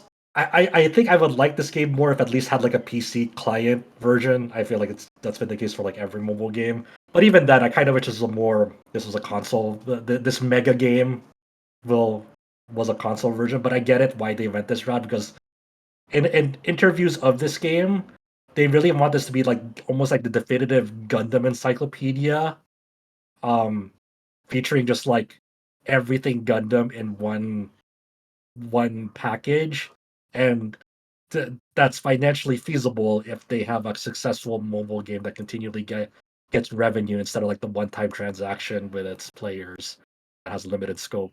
This one is like at least they can continually update it over time if it continues to be successful, which I get. You know, it stings a little that this is going to be the game. If it manages to have legs, that it'll be like the Gundam everything game from super popular series to like very niche ones like I believe the Seal, So um yeah, I mean I'm a sucker for Gundam, man. I'll keep on playing it. I'll continue to hope for the best. I'm cautious, but I think it's interesting the way that they went about doing it. Like it definitely feels like, the G generation developers really tried to like kind of find the balance with this game. Whether it works out or not, I don't know, but I'm willing to be open minded and give it a shot because I like the G Generation series. Um, So, were the G for better or for Generation series worse. previously not gotcha games? Is this the first one of its type, or is it kind of a mixed bag? Yeah, there's the first gotcha game in mobile gotcha game in the G Generation series. Up until this has been like home and handheld releases. Um, Okay. yeah, so it's kind of the Did first of its kind. was the gotcha series under a different title, or like I swear we talked about a gotcha series in this vein before, but maybe I'm mistaken. You might be thinking about like there's other Gundam gotcha games that weren't G Generation. Gotcha, probably. And there's been like also SRW has also had gotcha games. Like one was like Cross Omega, which is out of service now, quite a few years now, and then you have SRW DD, which is still running in Japan Mhm. as of the It might time have been recording. SRW. Yeah, might have been that. So keeping track of all this is a mess, but Mm. I I don't know, man. Like I enjoy it. I actually like do enjoy like the parts of the game where like I have to think about what I'm doing in the game, and it's cool when I get to like think about what I'm doing in the game. But I'm just like, Mhm. I kind of wish this wasn't a mobile gacha game that I had to do this with. But I get it. Yeah. So it's okay. It's all right. I imagine it'll get more and more better. And I don't know. Well, I don't know. I just think it's I mean, cool and also kind of weird and also kind of hopefully the gacha stuff doesn't really become that much of a pain point. Like at the moment, it doesn't. It's so out of the way. Like it doesn't feel like the main focus point of the game. Like the main focus point of the game is really these development trees and diagrams per series, and like that's cool. And that should continue to be the main focus. And hopefully that gacha stuff is just like more of a supplemental add-on rather than like be the focus. Which is I hope that's how they. yeah, I've heard you talk about gotcha games and much, more sour disposition than this here. So it seems like this is doing a lot of things pretty leniently in terms of Yeah, um, fairness or how much it expects you to, like you said, swipe versus auto battle only when your power level's a certain value or something like that. yeah. And with that, I believe we'll go into one more article shout out and into some news. Not a lot of news this week. If there's a theme for this week, it's niche, like Japan only titles that are becoming available through different avenues to be played outside of Japan and outside of their original platforms. So we'll go into that. One other thing that we do have up on the site is we did get pretty recently in this month the PC port for Phantom Brave: The Lost Hero. Of course, this was released on consoles back in January, and the PC port just came out a few weeks ago. Mikhail did do another comparison Wait, between. is the PC port actually out or no? I don't. Is it out? I thought it. Unfortunately, our little sidebar only shows the It comes. I original think it comes date. out the 24th, which is the same day as the 100 line and Expedition 33. I think we talked about this That rings a before, bell. where it's Oh, we like, have a Yeah, clear winner on unfortunately, what we're ditching and what we're playing. Hell yeah, dinosaur. yeah. We should ask our site admin to like give us some like platform, I don't know, like pills to put under the on the sidebar so we could say the console versus PC release because it only shows the original release, in this case console. But okay, so ahead of the PC release, thank you for the clarification. Um, Mikhail did put up a comparison for the existing console ports versus the PC version on Steam Deck and ROG Ally. Yeah, in terms of news, a lot of stuff here that I do not feel like I have the authority to speak on very well. I'm going to start out with a classic Nihon Falcom RPG called Dinosaur. I believe we have talked about this, but I don't remember the context. Uh, Chowd, is this I something that you've played in the past? I'm trying to remember like how it got brought up on the podcast before. I Because think it. it's released on the Egg console, wasn't it? It's Well, that's today's news. I was trying to talk about like I remember it being brought up. I okay, I believe have not played I don't know. Dinosaur. I don't know if we ever talked about it, but I know several years back, the Geofront fan localization group has started working on Dinosaur Resurrection. They're not done with it as of the moment. Oh, that's what it was. It was Yeah, Dinosaur yeah, Resurrection. they're still working on it. It's Yeah. yeah. But there's All right, different. so It's not Dinosaur Resurrection. There's the original Dinosaur. So Dinosaur was released for the PC-88 in 1990, December 1990. And now through the Egg console, it is being available on Nintendo Switch. Now, Adam, remind me, what is the Egg console? I know you've gone over this before, but I don't remember. Egg Console is an emulator from D4 Enterprise for PC-88. I think a couple of different TurboGrafx or whatever they're called games on Switch. And there's also Project Egg, which is an emulator on PC. Falcom has released several of their classic games, or this enterprise has released several Falcom games on the platform that if you go to the eShop right now in North America or wherever, you can buy like the PC-88 version of East 1 and 2, of Xanadu, of Dragon Slayer, and now Dinosaur. The thing is that while some of the packaging is in English, like the emulation and some of the menus and stuff, the games themselves are just as they are in Japanese. But you can buy them in dollars and play them, which is cool. Yeah, it's good. It's good that it provides some like legal way to get access to these games and show a little support for them. and just through the initiative, right? I mean, even if they're not like official UI full English, releases, just having access to them and being able to easily, play them is, without any setup or fuss is good, and they're relatively pretty affordable as well. They're not asking for a lot of money for these releases. And I'm watching the uh, uh, the trailer for this from D4 Enterprises, and it's cool to see some of that classic. Like to me, I associate this art style like with the East 1 and 2. Of course, I get confused on book versus complete versus collection. Like I don't quite have those all delineated clearly in my head. But this does kind of evoke that same imagery, that same era of Falcom game. Classic Falcom era. I think the Mhm. first thing I heard about this game, it's called Dinosaur, and it has nothing to do with dinosaurs. Yeah, I that's think, awesome. yeah, I remember that from the other conversation. Yeah, and then when Kite wrote up this news post about the egg console emulation of Dinosaur, how it did also then release for the PC-98 instead of PC-88, and then a Dinosaur Resurrection released on Windows 98 through Vista. So kind of Yeah, like a full decade later. that's the remake of this game that the Geofront is working on. Mhm. So yeah, like Josh said, just kind of cool. This kind of just for the game's history and preservation's sake, just to have it available on um, in a modern setting. Yeah, I'm a big fan of the Egg console and the Egg initiative. Mhm. Pretty much, I Mhm. really like what they're doing over there.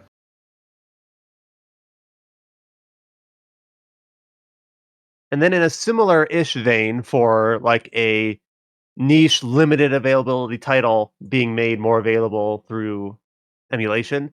This is for more of those mid 2000s era feature phone games. We've talked about these in a few different contexts. There was the Persona 3 spin-off that was, I forget what console it was made available on, but you can now play at least in Japan. The we talked about the Xenosaga Pied Piper feature phone game. For this one, G Mode is bringing Shin Megami Tensei 20XX to Nintendo Switch and Steam, along with Tokyo Requiem. Of course, these are Japanese feature phone games. I do not have any, firsthand experience with these, but the Switch version of Shin Megami Tensei 20XX will be available on April 24th, and then it'll also come to Steam on May 8th. The dates for Tokyo Requiem haven't been dated yet.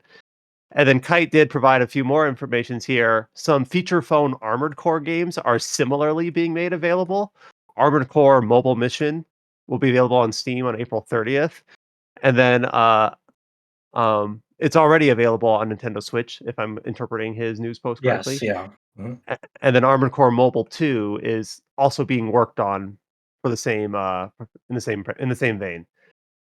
Yeah, that it was a big week for just G mode announcements. Like we talked previously about G mode in the under the concept like when Persona 3 I guess the first mission That's the one I was was thinking coming of, out. yeah.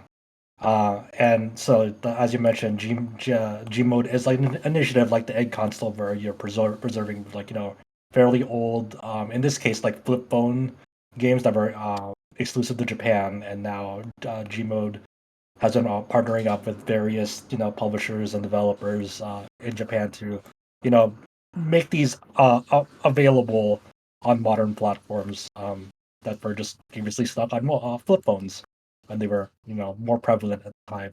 So it's really cool that they announced both Armored Core entries and Shin Megami Tensei entries both on Switch and eventually Steam as well. That's once again another really cool preservation initiative that I'm a big fan of. It's awesome that they're doing this, man. Like we take it for granted. Well, I was Googling around. I was wondering, like, did Gmode say they were gonna do Pied Piper? And apparently no, but you can, like, 2 years ago, there was a campaign to request that they work on it. Mm. And that one I have direct experience with. Anyone who's played Xenosaga 3 does, because Xenosaga 3 just assumes you know it. yeah, And it's just like, what? Who are these characters? Was there a game I missed? And the answer is like, yeah, you kind of did between those two. Man, the mid 2000s was a weird time to be in like high school because, like, before Crisis, Pied Piper, all these like games were before the original iPhone. You would just be like, welp, I guess you might be able to find like a bootleg 300p someone who knows Japanese playing through it and translating on the fly version of the cutscenes, maybe. You find like forum post synopses on these things. Like, what Yeah. Yeah, the happened? pre-Wikipedia days, Yeah. you had to just whatever fucking Z boards or GeoCities or fuck anywhere on the internet at the time. Zanga. Yep. Ugh. I mean, speaking Xenosaga, I specifically remember reading up on Pied Piper and the missing ear. Oh yeah. Oh, I forgot about the missing year. Both of those things you pretty much need to know before Xenosaga 3. So It's awesome. I could see actually like trying to play that if it was supported to be in 3D mode, even like language barrier and all. I would give it an attempt. mhm. Yeah, I think they're fairly playable without. Mhm. So I don't know why I decided to open with those. But I just thought those were some pretty interesting news about some niche games with not exactly being made to be to shake the heavens or make a huge megaton announcement, but more really in the sense of just some really neat work being done by some smaller boutique groups in the sake of Love it. preservation, in the sake of love for the genre. In terms of updates for existing games, we have a handful of ones here. Before we get to that, can I just do this announcement real quick? Sure. Electronic Arts and Bit Reactor announced Star Wars Zero Company. So, Mhm. Star Wars Zero Company was originally announced without a title about 3 years ago. Basically, EA said we have several Star Wars games in development, and one of them is from a new company, an independent developer called Bit Reactor, who they kind of work very closely with Respawn, who obviously did the Jedi Survivor games and the Jedi Fallen Order, those two games. But the company itself, Bit Reactor, was founded by let me get his name. It has a lot of Firaxis veterans on the staff, and so those are the people behind like XCOM and maybe Marvel's Midnight Suns and things like that. It was founded by Greg Forch, if I'm pronouncing his name correctly, who was the art director on the XCOM games. And so this is a tactical game, seemingly very much in the vein of XCOM. When this game was announced and it kind of like leaked ahead of time a little bit, it's one of those things that for our scope, like, is it more pure tactics or is it more tactical RPG? I don't know. Kind of straddles that line. I just kind of figured, we cover these sorts of tactical kind of games, Yeah. XCOM-ish. I've covered games like Jagged Alliance, which is very tactical and only very I lightly reviewed RPG. Marvel's Midnight Suns. Yes, you did I Marvel's like- Midnight Suns, and you liked it quite a lot. Yes. So I just figured, and we covered XCOM. I know Alex was here; he would sing his praises. So yeah, this is the big announcement of the weekend, I guess. This was actually from Star Wars Celebration in Japan, and there was a couple of other shows and things they announced too. But I will say that when I saw Andor season 2 is really, really good. yeah, and when I saw the, I don't know, thumbnail's not the right word, but the logo for they're remaking Star Wars Starfighter. Oh wait, no, never mind. yeah. That's like a new project, but under like has the same name as a PS2 title. Yep. Okay. Anyways, this is a tactical game. It is set in the quote twilight of the Clone Wars, if you care. I remember playing my PS2 copy of Star Wars Starfighter and being like, games couldn't look better than this. I was That's also right. 11.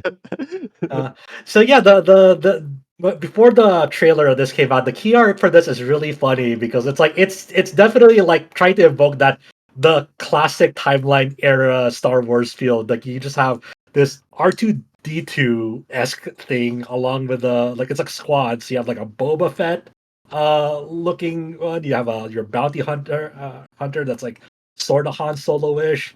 I don't know the race of this thing. The person that's like holding a lightsaber is like an alien race. I'm not exactly sure which Star Wars alien races that is. But it's like it's meant to evoke that classic era. Like, hey, if you were a fan of the original trilogy, you'll probably like this, the type of thing with the squadron artwork. on it. And the new trailer that came out of this just recently was like, your typical CGI trailer to set the mood and atmosphere, but then like at the last like 30 seconds of the trailer, you see a little bit of like in-game gameplay. And as Adam mentioned, it's looking very much like an XCOM-ish take on the Star Wars series, with a lot of like maybe grid-based movement and taking cover and using abilities and working together as a squad to like take out like the opposition. Yeah, by positioning yourself like taking advantage of like the environment and positioning yourself tactically against opponents. So this is I hope it's cool. I really hope it's cool. I'm very, very interested in this project. No, and I think that's totally worth calling out, Adam. So I think it was Yeah. just announced like literally this morning or last night, and it was Japan time, so in the middle of the night for us. So I mean, Yeah. it was leaked ahead of time, but the official announcement, I mean, so yeah, Yes, makes sense. a little bit of like the info in the game, like from the press release, it's saying it's a campaign where players will go on a tactical operations around the galaxy. You'll have a base of operations and gather intelligence. So this is sounding a lot more in the XCOM direction rather than the Marvel Midnight Suns direction, in that sense. And then they're saying that like the main protagonist Hawk, I guess their appearance and combat class can be fully customized while you're recruiting operatives that could be, um, from a range of like Star Wars character classes and species, and you can go um, tweak their appearances and loadouts as well, and their ability. So I'm, this might be really cool. I really hope it's really cool. And this is like the sort of uh, it feels like it's a Star Wars game out of time, like from an era where you'd get Star Wars games in every genre, like every year, Hmm. until they there was that dark period where there were none, and then Respawn, to their credit, brought them back, but like with the Fallen Order, but very much in like that AAA big, you know, open expanse sort of high budget, too big to fail sort of way. Though even though those games were, especially the second one, received very well, were Yeah. received highly as well. yeah, I'm excited for this too. Yeah, but yeah, as Adam mentioned, big reactor. So a lot of X for X's veterans on it. So Mm. just a lot of creative juices from the XCOM lineage at play. I can't wait to see more, to hear more, to learn more. It's definitely one of those projects that's like was immediately on my radar, and I was like, okay, there's something to this. The more they say, the more I'm like, okay, all right, keep on going. Yeah. 2026, right, Adam? Yeah.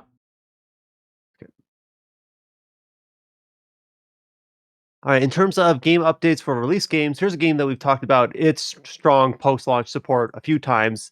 Lords of the Fallen, this is the 2023 version released late that year, has been getting pretty decent post-launch support since its original launch. What we have here is the announcement of version 2.0. Of course, it's a big version number. Sounds like the main selling point for this big update for Lords of the Fallen is basically seamless co-op. So obviously Souls-like, Well, depending on it had seamless co-op before. It's just the progression was linked to whoever was the host. So you would always Okay. you could play through the entire game. You just always had to have the same host when you did so. Now it's making it so that the progression is saved between the host and the person that connected. So it's just a minor thing. Seamless co-op was a thing. That was literally the big thing that they were really pushing about the game from the word go. So Gotcha. And I know like Elden Ring, not obviously different developer, like seamless co-op is one of its most popular mods because yeah. not all these games allow for that. It only allow for very specific avenues of cooperative play. And then in order to facilitate this, they're announcing a friends pass. So basically, even if you don't know the game, you can be the co-op partner for the host who does own the game, um, from start to finish. So that's That's kind really of cool. one of the big things here. There's That's also like just general technical improvements. They made some differences to the character creator. Now, the way that they framed this is a bit silly. They said like Uh, more like go ahead. This is a follow up on one of the main guys at the, I think, publisher basically putting his foot in his mouth. So it wasn't an accident. It was very much intentional. Yeah, and that is so the developer is Hexworks, the publisher is CI Games. Yeah, and the CEO of CI Games is a little bit of a knob, unfortunately. But publisher and then Hexworks did support the game, and what this is just updating I guess when the game launched, the male and female were listed as Type A, Type B, which is not uncommon. Phantasy Star did it, Dragon Quest did it. Like it wasn't something new. And apparently, I've read that that some of the cosmetic options for the female body type were very limited. So even though when you read it in the press release, it sounds kind of very specific, it actually was kind of a welcome improvement in some people's eyes. They've revamped the tutorial, they've revamped the overhaul. I guess there's some movement changes here. I've heard that like leaping into combat like moves you forward quite a weird amount that finally got fixed. It seems very specific, but I saw some people saying like, finally, I can't believe they fixed like how your character gets positioned when entering combat. I watched the video for this, which is fairly long, like 5 or 6 or 7 minutes. And one of the Okay. things, first of all, this video kind of made me want to play this game, to be honest. It's a good game. Yeah. Like unironically. But one of the things they talked about is actually like you stop more suddenly now, which makes it you just have a little bit more, I guess, like finesse and control over your movements and actions. And like if you stop suddenly and change directions or whatever in movement, where I guess before is maybe just a little bit more slip slidey. That's probably a good thing because there's definitely one specific section of the game where you're on some pretty narrow pathways over a cliff, and it was kind of a little bit easy to while fighting enemies to accidentally knock yourself off. They also talked about how like when you're in combat, they adjusted the lock on, so you're less likely to lock on the wrong thing. Which is, I'm not exactly sure what. As someone who's played Xenoblade Cross Definitive Edition, I feel that where I'm like, please target the skull in front of me. Please, no, not him. Please target the right thing. So yes, any updates for games having a good working target. Yeah, I'm not exactly sure what the problem was or Never necessarily seen. what the solution was, but they were apparently aware that people were having issues with the lock on, again, like locking onto the wrong thing, and so they tried to address it anyway. I think it's funny that they have a dedicated jump button now. That was like one of the big. I was gonna things bring they that added up, as well. It's like in the end, maybe people devs of the past were right to have dedicated jump buttons and try to phase that out over time. Yeah. Was objectively wrong. Yeah, I'll say that like it's kind of awkward nowadays because of some of the statements from again that CI Games person, but I've been pretty steadfast in saying that I think that this game is probably one of the better Souls-likes that I've played, and I think it's genuinely a bit underrated, especially now that it's like had like continued improvements for like the last year and a half. Like, Yeah, it's genuinely really good. Yeah, it's really astounding. Like their steadfastness and continue to support this game, to the extent that they have, and now just like what we're like almost like over a year and a half into its since it's like first release, and now they're adding like a friends pass along with it and doing all these sorts of changes. Just genuinely, you can feel that like when you give feedback to these developers, you know that they're listening, and that feels good. You know? Okay, because you as a person who wants to have fun with this game, you care about this game enough to give them feedback, and at least you know that like someone's actually listening at the other end. That at least they're thinking about. Maybe they'll change things, maybe they won't, but at the very least, you know that like they're considering, ways to make their product better. Yeah, like I said, watching this trailer actually makes me want to play this game. Another well-supported game ever since its launch, Baldur's Gate 3. So this is I feel like we've said this before, but this is what they're marketing as the final major patch for Baldur's Gate 3, patch 8. And I believe we've talked about patch 8 previously, like when it was first being detailed, what it would include, including a lot of the new subclasses. So each main class has a new subclass. Like for instance, Fighter has the Arcane Archer, Paladin has Oath of the Crown, Druid has Circle of Stars, et cetera, et cetera. And I don't have enough D&D knowledge to really key in on any of those. Be like, ooh, finally the Hexblade. Like it sounds neat, but I don't have that. But they're adding all of it as part of this update. They're making some additions to the modding kit. I guess I believe it was patch 7, but the modding kit was relatively recently added for the full dev tools for mods. They're bringing some quality of life updates to those. And then another big one is full crossplay. So crossplay between console, PC, even PC and Mac. So obviously, Baldur's Gate 3, when it was first announced, was announced at a Stadia event, if everyone forgets, but specifically to help facilitate people going out, forming their party and adventuring together. And still holds through, today when they're trying to, say that no matter what console you play on, you can cross-play with other people from other consoles, with your own file to other consoles, or PC or Mac. So obviously a well-supported game ever since it was fully announced, ever since it was in early access. So not really surprised to see it still continue to the final patch. Oh, photo mode is also new. I'm actually surprised it didn't already have that. But I thought it already had it too. Yeah.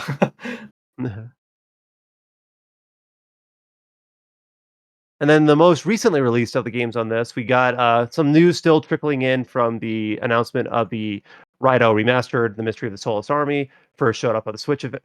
Do I have this right? It first showed up at the Switch event, and then it showed up again at the Switch 2 event, just saying, yes, it'll also release on Switch 2 when Switch 2 comes out. Yeah, I believe that's That right. sounds right. Yeah. Okay. Yeah, and so now we've already gotten some of the details. Like, we already knew that it was greatly improving the demon roster. I guess the original game only had like 70, and now it's getting 50 more. I believe I have those numbers right. Yeah, I remember the original game Yeah. was definitely pretty narrow, but despite having Yeah. some pretty unique ones.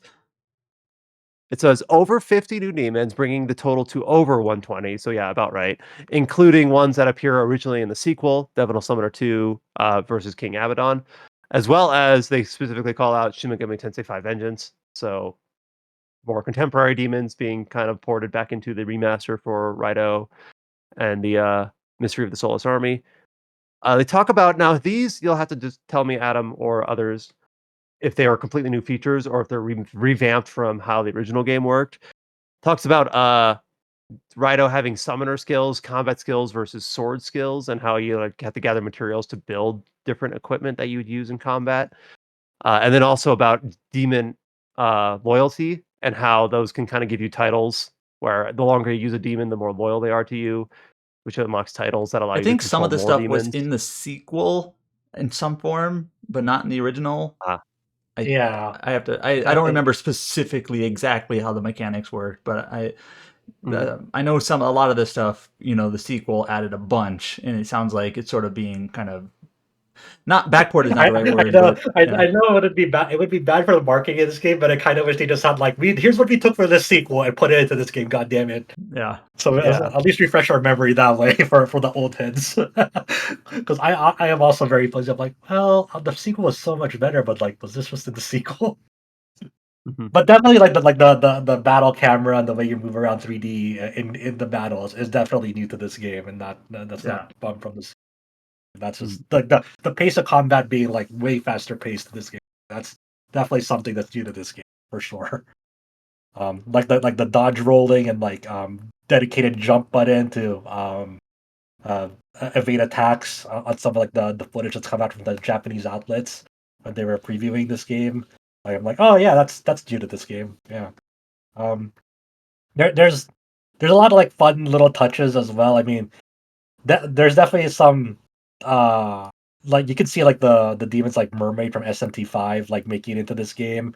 But the one that really I think some people called that on social media too, but they added Belphegor from into this game. And people will know Belphegor as the demon that sits on a toilet, especially like if people played Persona 5. Belphegor was one of the first major bosses. But the toilet in this game that it's sitting on is a period appropriate toilet. It's not like a modern toilet. It's like a wooden box that it's sitting on. And it's like, okay.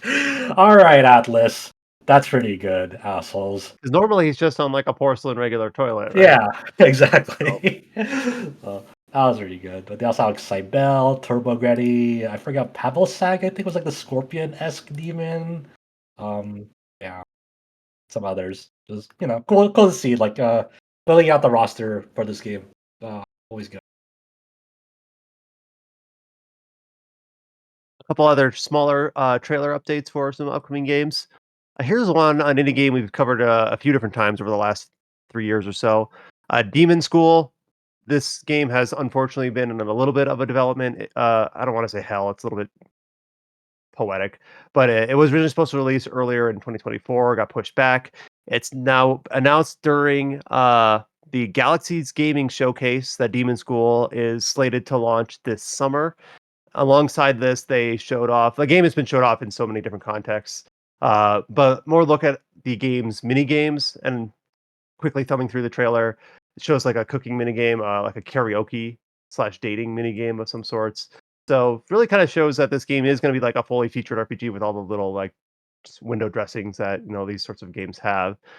But the kind of this is the game that kind of has like the early Persona occult Shin Megami Tensei sort of vibes. I know there's a few other points of comparison that we made, but they Italian were horror keeping me at was the a big thing for this game, like very inspired by Italian horror. Oh, yeah, Like, Italian horror. So, yeah, yep. I remember the delay that I got last year. Like the developers were pretty much like at a fork in the road. Like they were at a state where, like, they could technically release it, but they weren't fully satisfied with the scope of Mhm, the game that they were supposed to release. Like it's not the full vision or the ideal vision of our game. So it's like we could release this now and like have it in people's hands already, or we could continue to or just delay it a little bit more to really fully realize our vision for it. And so they chose that mhm, option, and hopefully it works out. I'm still very interested in it, and I wish them the best of luck. Like that, that is not an easy decision to make, especially if you're pushing it back for what almost a year at this point, since it's like mhm. original, when it was supposed to release at that state in time after already like some other delays in the past. We got a new trailer for the upcoming Elden Ring Nightreign, another one of the playable classes. This one is the Raider, which before we did I forget the name of the character, the Duchess, was it? The Black Knight, Yeah, the very yeah. agile, evasive character. This is the opposite. This is basically a character that has, heavy armor, enormous weapons, has a lot of stagger resistance, doesn't get hit stunned. So basically just the big giant tanking brute, doesn't have a lot of mobility, but has a lot of fortitude. A real So, class yeah, for there you real go. hardcore gamers. Mhm. I saw that Mikhail this week put up, like, 3 trailers in 4 days for the fantasy life, This Girl Who Steals Time, coming out in late May. So they had different trailers for, basically just questing and job switching, about mercenaries, about being a miner. So I'll be honest, I did not watch all these trailers through front to back, but they're really kind of speedrunning the nearing the release month marketing for Fantasy Life. So we're Yeah, I getting mean, makes sense. all the different snippets of gameplay for that game. Yeah, I mean, there's Mhm, it's coming up, just in a month's time. So that time to really mhm, boost the marketing on it. mhm, It seems cool. I mean, I'll definitely give it a shot and try it out and see if I like it. I'm interested in mhm. it now that it's like, Hope it's good. I yeah, hope they send review codes to people this time. I don't know. We'll see. Who knows? The girl who steals review codes. Mhm.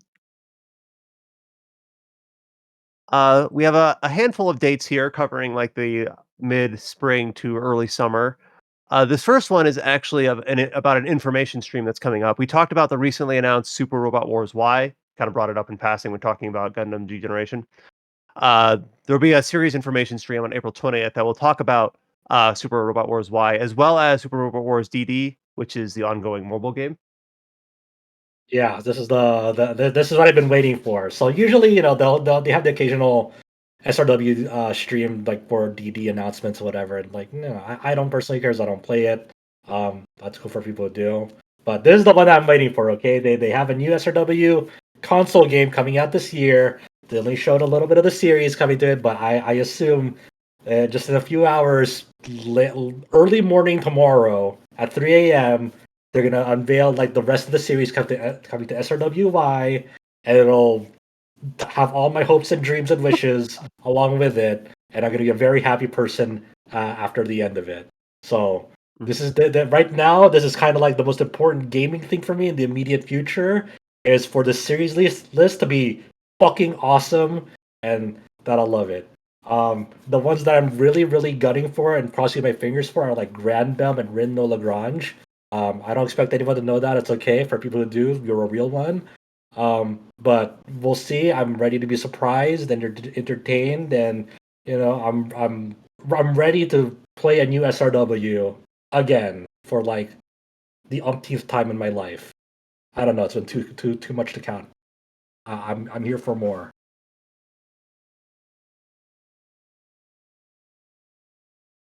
Looks like May 7th, Touhou Spell Carnival, which was released on Switch and PlayStation back in 2024, will be coming to Steam on May 7th. In addition, there'll be a limited edition available on Idea Factory's international store. So that'll get a Steam port. Late in May, this is a game that's already released on Steam. This is from East Asia Soft called Starlight Legacy. I guess it released on Steam in February. It'll be releasing on Switch, PlayStation, and Xbox on May 28th. Steam version only has a very small number of reviews, but they are positive. We have an indie tactical RPG, Cyber Knights Flashpoint, releasing on June 2nd for Steam. Dune Awakening. This is like the MMO-ish, survival-ish open world game by Funcom. Was originally supposed to release on May 20th. It was moved back a few weeks and will be now launching on June 10th. Adam, is this the one Junior was playing? Can I say that? Am I allowed to say that? I think we got beta access, but I think Scott was playing it. Oh, Scott. Okay. And it was a beta access. Okay. Just in time for when after the Switch 2 comes out and all the SGF stuff is happening. Oh my god. The fact that Switch 2 is releasing, I think literally the day before SGF starts is like, come on. Yeah. I'm still trying to think of how I'm gonna navigate that. Oh yeah, I guess we should mention out of nowhere here. Since as a follow up, Nintendo did announce that they finally have a date of when they're going to start pre-orders in North America or the United States and Canada, and that's April 24th, right? Do I have the date correct? April right? 24th. What I'm doing is I'm actually, since my local store is like a mom and pop, they can't guarantee they're going to get anything for launch, and they're not going to take pre-orders. So I do not trust online pre-orders because of bots and all that bullshit. So I'm actually going to be giving my money, or more specifically, my Xbox to GameStop to get a pre-order in. So Yeah, there's a GameStop and a Best Buy near here. I might try to do the Best Buy one because near where I work. will you be able to pick it up before SGF starts, though? If they have, I think they're doing midnight releases. If they do midnight releases, then yeah, because Yeah, that would be because you're West Coast, so it would be 9 p.m. So are you flying out like the morning of the 5th? I haven't got a ticket yet. Partially because of this, but I'm probably gonna get a ticket sometime very very soon. Yeah. I also had to like get an enhanced driver's license because they're doing all the real ID stuff starting beginning of May. So you need to have like if you want to make it painless to travel domestically, flying, enhanced driver's license is the way to go. Yeah, other than that, you get like a lot more additional paperwork. I haven't bothered to do that just because I have a passport, so I just bring my passport. Yeah, that works. Yeah, too. I've had the real ID on my driver's license for I feel like years now, but they kept delaying the requirements. The enhanced driver's license is slightly different from real ID. It's a mess. Being in the US, but I do have a passport too, so I have no idea what you guys are talking about since I don't live in the US. Don't come here. Please don't come here, Chow. Don't do it, Chow. We're Canadians. We're enemies now. do not travel to the US, Chow. We love you. So yeah. I have to sort all that out before looking to a ticket. But yeah, gonna get one very soon, and then I have to think about gonna do the Switch 2 thing. And I guess it depends on how the pre-order shit shakes out. So I guess that was a good just a follow up. Like, hey, if you're listening and you're still wondering when's the pre-order date, April 24th in North America. You're in I had the perfect Canada excuse for Alex. It's like States. it'll be like, hey, it's like I need you to do these guides. It's like, well, I didn't get a Switch 2. Sorry, no dice here. Yeah, I'm pretty excited, and I do think that genuinely, if you're going for a Switch 2, since GameStops are going to have their own allotment, if you can get to a GameStop like before, like an hour or so before open, the day that pre-orders go live, you should be good. I think, probably. It's Chad, did you see the Canadian prices for all the Switch 2 stuff go up? Yeah, I saw it, but when they announced it, it was like it seems like it was the same price as the American one, and they took it down like a week later after they have like new tariff news, and then now they're putting it back. I don't know. It's so confusing. This It's entire thing's a fiasco. yeah, but it's the CAD not good on this. You have really expensive shit on your end when it comes to Switch 2 accessories and all that stuff. It's like 124 CAD for like a Joy-Con. Well, I you know think what's a it's for good thing? both Joy-Cons, not Well, just one. I know, yeah. but at least like, we could use the Switch Pro controller from the original system. So I guess Yeah. we don't. Can't wake up the system though, and apparently the D-pad, the Switch 2 Pro controller's D-pad is better. How much better? Who knows? But Not yeah. That is annoying $120 that better. you can't. That is annoying. You can't wake it up from with a Switch 1 Pro controller. That's annoying. Yeah. That They is, always got that, some incentive to force you to buy the next generation I controllers. know. Ugh. I'm debating getting a Switch 2 Pro controller. If it was just the same thing, then I wouldn't, even for the D-pad. But the fact that it does have the back buttons, I have an 8-bit do, but I'll be honest, I don't like the 8-bit do Ultimate's D-pad very much. Oh, So really? yeah, it's too stiff. Yeah, I haven't used one, but I've heard. I generally hear people praise back buttons, even though I've never really used them. But Yeah, it's like Yeah, when they're you get great. back. They're great. Yeah, I'm not a big I back controller. I thing. actually really wish that my Xbox Elite controller wasn't basically breaking on itself because I really I'm going through like Ninja Gaiden Black and Ninja Gaiden 2 finally because I'm trading in that Xbox. mm, And it's like I should probably go through these like last minute before I get rid of this thing. And it's like, I mean, don't you man, just have to play Ninja Gaiden Black 2? I mean, technically, you could get Black 1 on PC and all that other stuff, right? no, no. The collections on PC are based off the Sigma versions. yeah, No. But they they're good. released a new Black on Well, PC. Ninja but even Gaiden 2 then, Black is based off the Sigma version yeah, still. it's not the original Black. It's I've heard people argue that it might be the best way to play that game, but there's still reasons to want to play the 360 original of Ninja Gaiden 2. Yeah, Oh. Oh, best of luck. Yeah. The Master Ninja difficulty cleared, I guess. I'm not doing that. Hell no. I actually got like 2/3 of the way through Ninja Gaiden Black my first time playing through it, and I got like hard blocked by the one boss that apparently everyone that gets blocked in that game does because it traps you. It traps you. You're probably thinking of the one I'm thinking of. yeah.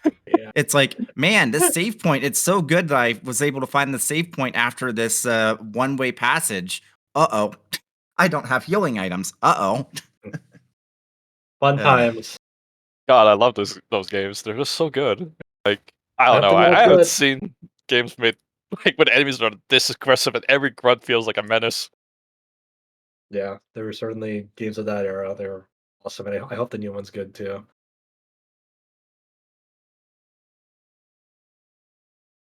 On the Japan side of things, East 10 Proud Nordics will be launching on the Switch 2 on July 31st. But As so of the far, moment, yeah, go for it, James.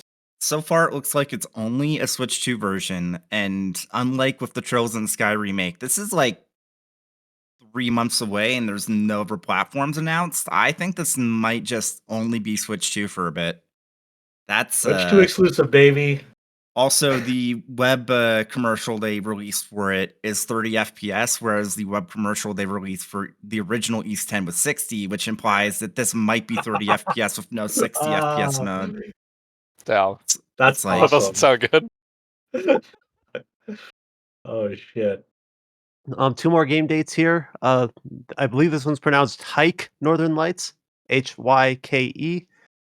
This is like a pixel-based JRPG. Will be launching this summer for PlayStation, Nintendo Switch, and Steam. This is cool. I want to check this out. Hmm. I was already pretty interested after its announcement, but it's like seems like an action RPG where you switch between like different witches in real time to like fire off different spells, and there's like a whole camping element for like cozy character interactions, cooking, and all that stuff. It seems There's a neat. very short Right. part of the trailer where someone's wearing a pink bunny suit and punching enemies. So Hell yeah, there we go. seems pretty neat. That's big witch stuff right there. Marisa of Liartop Mountain. This is a Touhou project game, I believe. Will be launching on September 19th, and they've announced that they're adding a Switch version to the, I guess, previously announced Steam version of the game. It'll launch simultaneously on both platforms. And then, like, looking forward to next week, or I don't know how much we're looking forward to this, but and we have a tease from FuRyu, our favorite Mhm. teasing company. Let's go. They're working on a new RPG, like school setting RPG, apparently from the Monarch team, from Team Noir. The goats are So back. Am I right? No, There you Team go. no, this Noir. is. I don't know. I treat FuRyu a little bit better than Bushiroad, but I put them almost in the same tier. Yeah, That's a really funny statement. I treat FuRyu a little bit better than Bushiroad, but they're in the same tier. I love that. What are your what are you hoping for, Chow, out of Team Noir? Something good? Okay, Is that that too seems like hard to ask? a tall order. I don't know. I have no idea what to expect. It's like a school themed project RPG, I guess. Um, I'm looking at some of the key staff members that Kite pointed out here. Um, I I don't know. Gakuto Mikumu, who worked on Strike the Blood, MGS Portable Ops, and MG Survive. Okay, so it has a nice catchphrase. So it'll be Senpai, I can take care of this. Don't put Strike the Blood jokes in this podcast. That seems cursed. And Tsukasa Masuko as the BGM composer, and then accompanying Ryotaro Ito was Mikumo, but Ito is also still going to be the scenario writer on this, and Kazunari Suzuki as the scenarios. So they're gonna have a full reveal on April 24. I guess there's a teaser site that has like Japanese phrases on it as the teaser. Um, and there's been like a few like teaser images on their social media. I What don't. if they surprise you that they're making a new Caligula effect game? I mean, some people would be excited. Some people really like Caligula too. I don't have any attachment to Caligula. I watched the anime adaptation of Caligula, and I was like, this is okay, I guess. But I tried playing Caligula 1, like the remake, and I got really bored really fast. So that ended my Caligula adventure. And then I gave it a shot. I was like, this game's boring. So I don't know. I don't know what to expect. I mean, it's gonna be one of those things that's like the unveil of this game is gonna have like the staff, and it's gonna like this person worked on like the game that you loved 25 years ago, and like, oh yeah, they're fucking back, and And they're not back, and they give you shit like Ray Natos or something. they'll give you Monarch. Um, but I mean, I'm forgot more. about Reynatus. Like, that's not. I don't know how long ago was that. Like 2 months. I That was completely forgot about it. September last year. Oh wait, okay, so it was last year. Okay, Yeah, you get all these big names, and it's like, why I is love this that. game like Game of the Year? And you get this. So So yeah, I guess stay tuned, and I guess we'll talk about this next week when it gets revealed, and then we'll be like, is it gonna be good? And we're like, probably not, but we'll see. Monarch 2. If it's Monarch 2, then I mean, Monarch had a school element to it. I mean, it was school themed. Monarch, it just wasn't revealed as that. I forgot who revealed Monarch. God. Oh. And I played it too. I remember the Monarch teaser was like they kept on pushing the staff. They worked on original Megami Tensei, not Shin Megami Tensei, and then like the teaser was like you go called in to like a phone number, and they gave you like really like ominous messages over the phone, and that was their teaser. And you're like, all right. Okay. Well, But let's stick it. this was at a time. Well, during an era where we're like, okay, we'll give FuRyu a shot because like they're bringing out like these vets of like really old Yeah, the Japanese vets did games, not help. So and it needs to then be all uh, everybody yeah, else. we got FuRyu, and then FuRyu kept on doing FuRyu stuff. We're like, we can't we can't keep falling for this.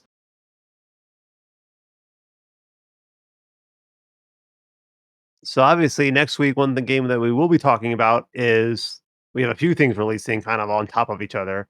We've of course got the Clair Obscure Expedition 33. We've got 100 Line, I believe, is next week. Yep. Uh, was there one other thing? I forget if there was one other thing. I'm gonna get the Fatal Fury game. I'm sorry, guys. There's Clair Obscure, 100 Line, and Phantom Brave on PC. Phantom Brave on PC, Oh, yeah, which man, It they was a hell of a chose time to- they chose the worst time to, like, anyone that would have been interested in Phantom Brave. It's probably just picking up 100 Line. I feel bad for them. Yeah, I don't know. I don't know what to say. I just heard that the console versions of Phantom Brave Lost Hero didn't really work out. That's tough. Yasha Legend of the Demon Blade was gonna release on the 24th, but it got pushed back. I'm interested in checking out Clear Obscure. I want to pick that up. And Yeah, I'm interested too. I hear nothing but good things about it. So 100 Line, I'll wait for people because I didn't really like the demo. I need someone to really sell me that like the demo wasn't really a great indicator. Like, someone's probably gonna have to tell me it's like it gets good like 40 hours in or something. Like, oh, very excited. Mhm. So obviously a lot of big games to talk about next week, so stay tuned for those. Again, thank you to Paul, who had to leave early and then Chow, of course, for covering the Lunar Remastered review and discussion here earlier in the podcast. Josh for talking about G Generation Eternal, and then the rest for covering the rest of the news with me. If you like this podcast, whatever podcast service of choice you listen to us on, leave us a like, leave us a rating, leave us a thumbs up. We'd like to see those. Leave us a comment on the site post if you're feeling so inclined. Follow RPG Site on all the social media networks. Just search for RPG Space Site, and you should be able to find us. Join our Discord, discord.gg/RPG Site. And until you hear from us next time, stay safe, take care, and we'll talk to y'all next week. Oh my god, next podcast is going to be long as hell.